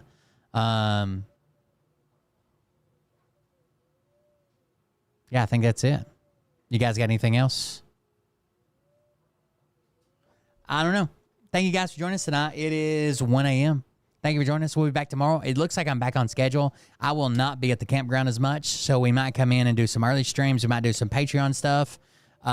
So the next probably 3 days, Friday, Saturday, Sunday, I probably won't be around the campground. It's going to be fucking packed out. I can't stand the people or the excitement or the movement and just people around. So I'll probably be in here hanging out. If you guys want to hang out with me, maybe we'll stream maybe we'll play some games. Maybe we'll do something. Maybe we'll start a panel. Who knows? But thank you guys for joining us, hanging out with us. Thank you for the donations and support. Had a couple of new subscribers and I think a couple of donations. I know Jennifer made a donation. Oh, Book Girl made a donation. Thank you very much for those donations. We appreciate it. I'll see everybody tomorrow. Consider supporting the show while we're offline at coldbeer.fund. That's how I pay the bills. Let's have a contest, maybe. Thank you guys for joining us. Thanks for being here. I'm going to leave this video up instead of being a bitch and taking it down. You guys have a good night.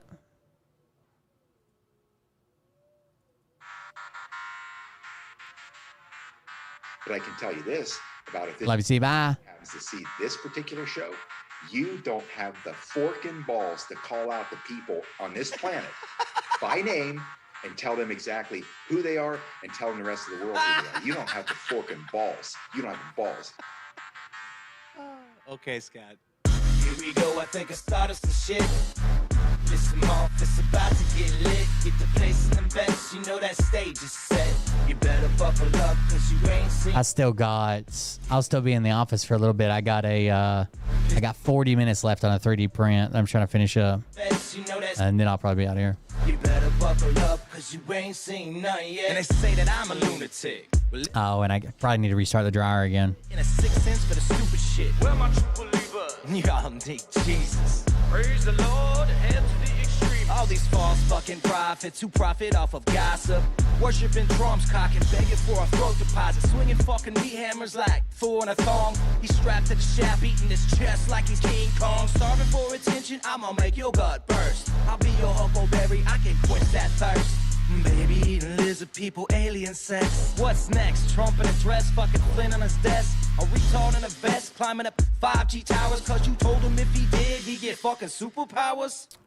Also, public service announcement. Piss him off, it's about to get lit. Get the place in the best, you know that stage is set. You better buckle up. If you guys disappear for 8 months, I'll probably see if you're alive. Shit. Piss him off, it's about to get lit. Get the place in the best, you know that stage is set.